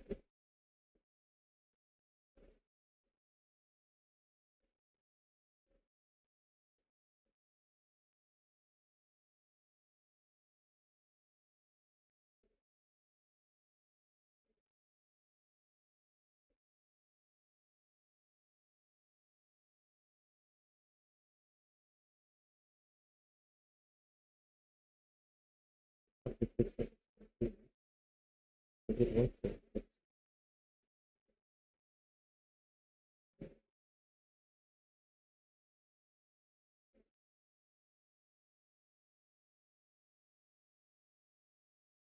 Actually, let me set the time.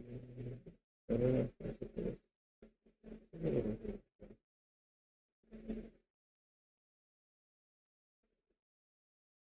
I think I should clean that up. Go to the clothing frame over here. Yeah.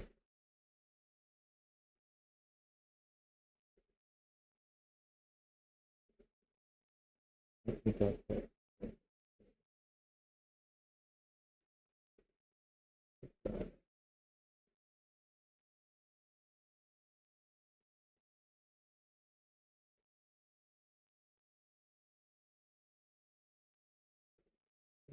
Even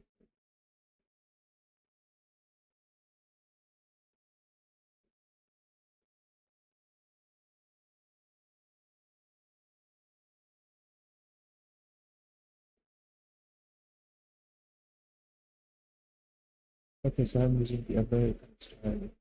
Let's see. The fuck is it smelling, bro?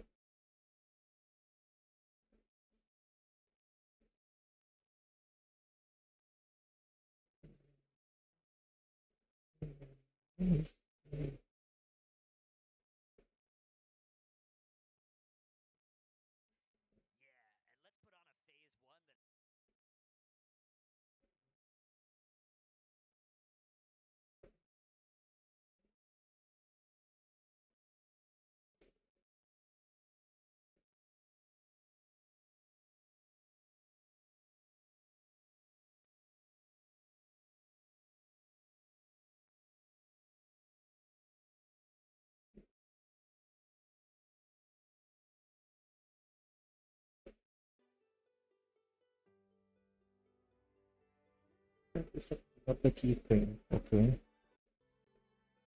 What the hell?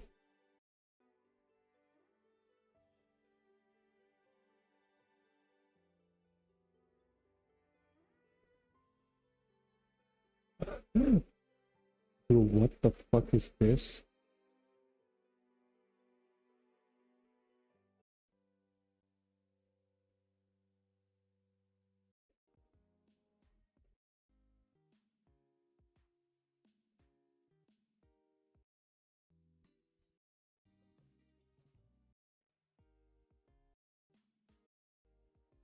It's just one freaking frame, man.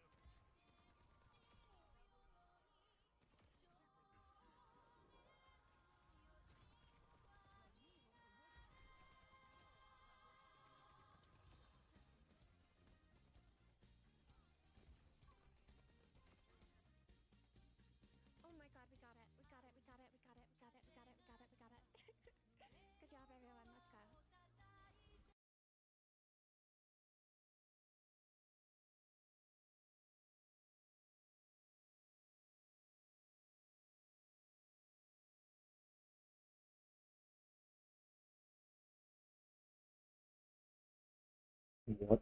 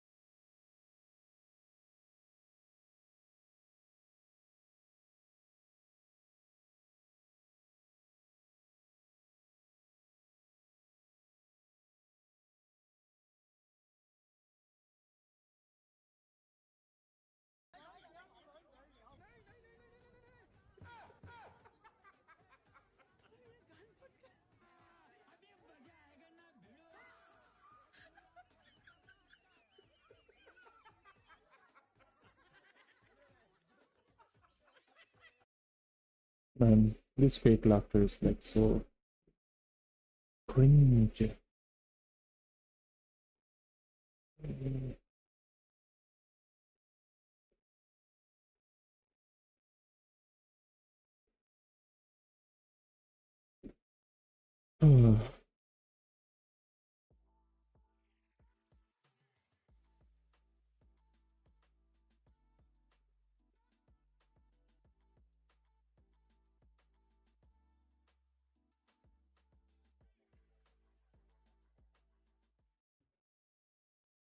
see, I'm not just using yellow.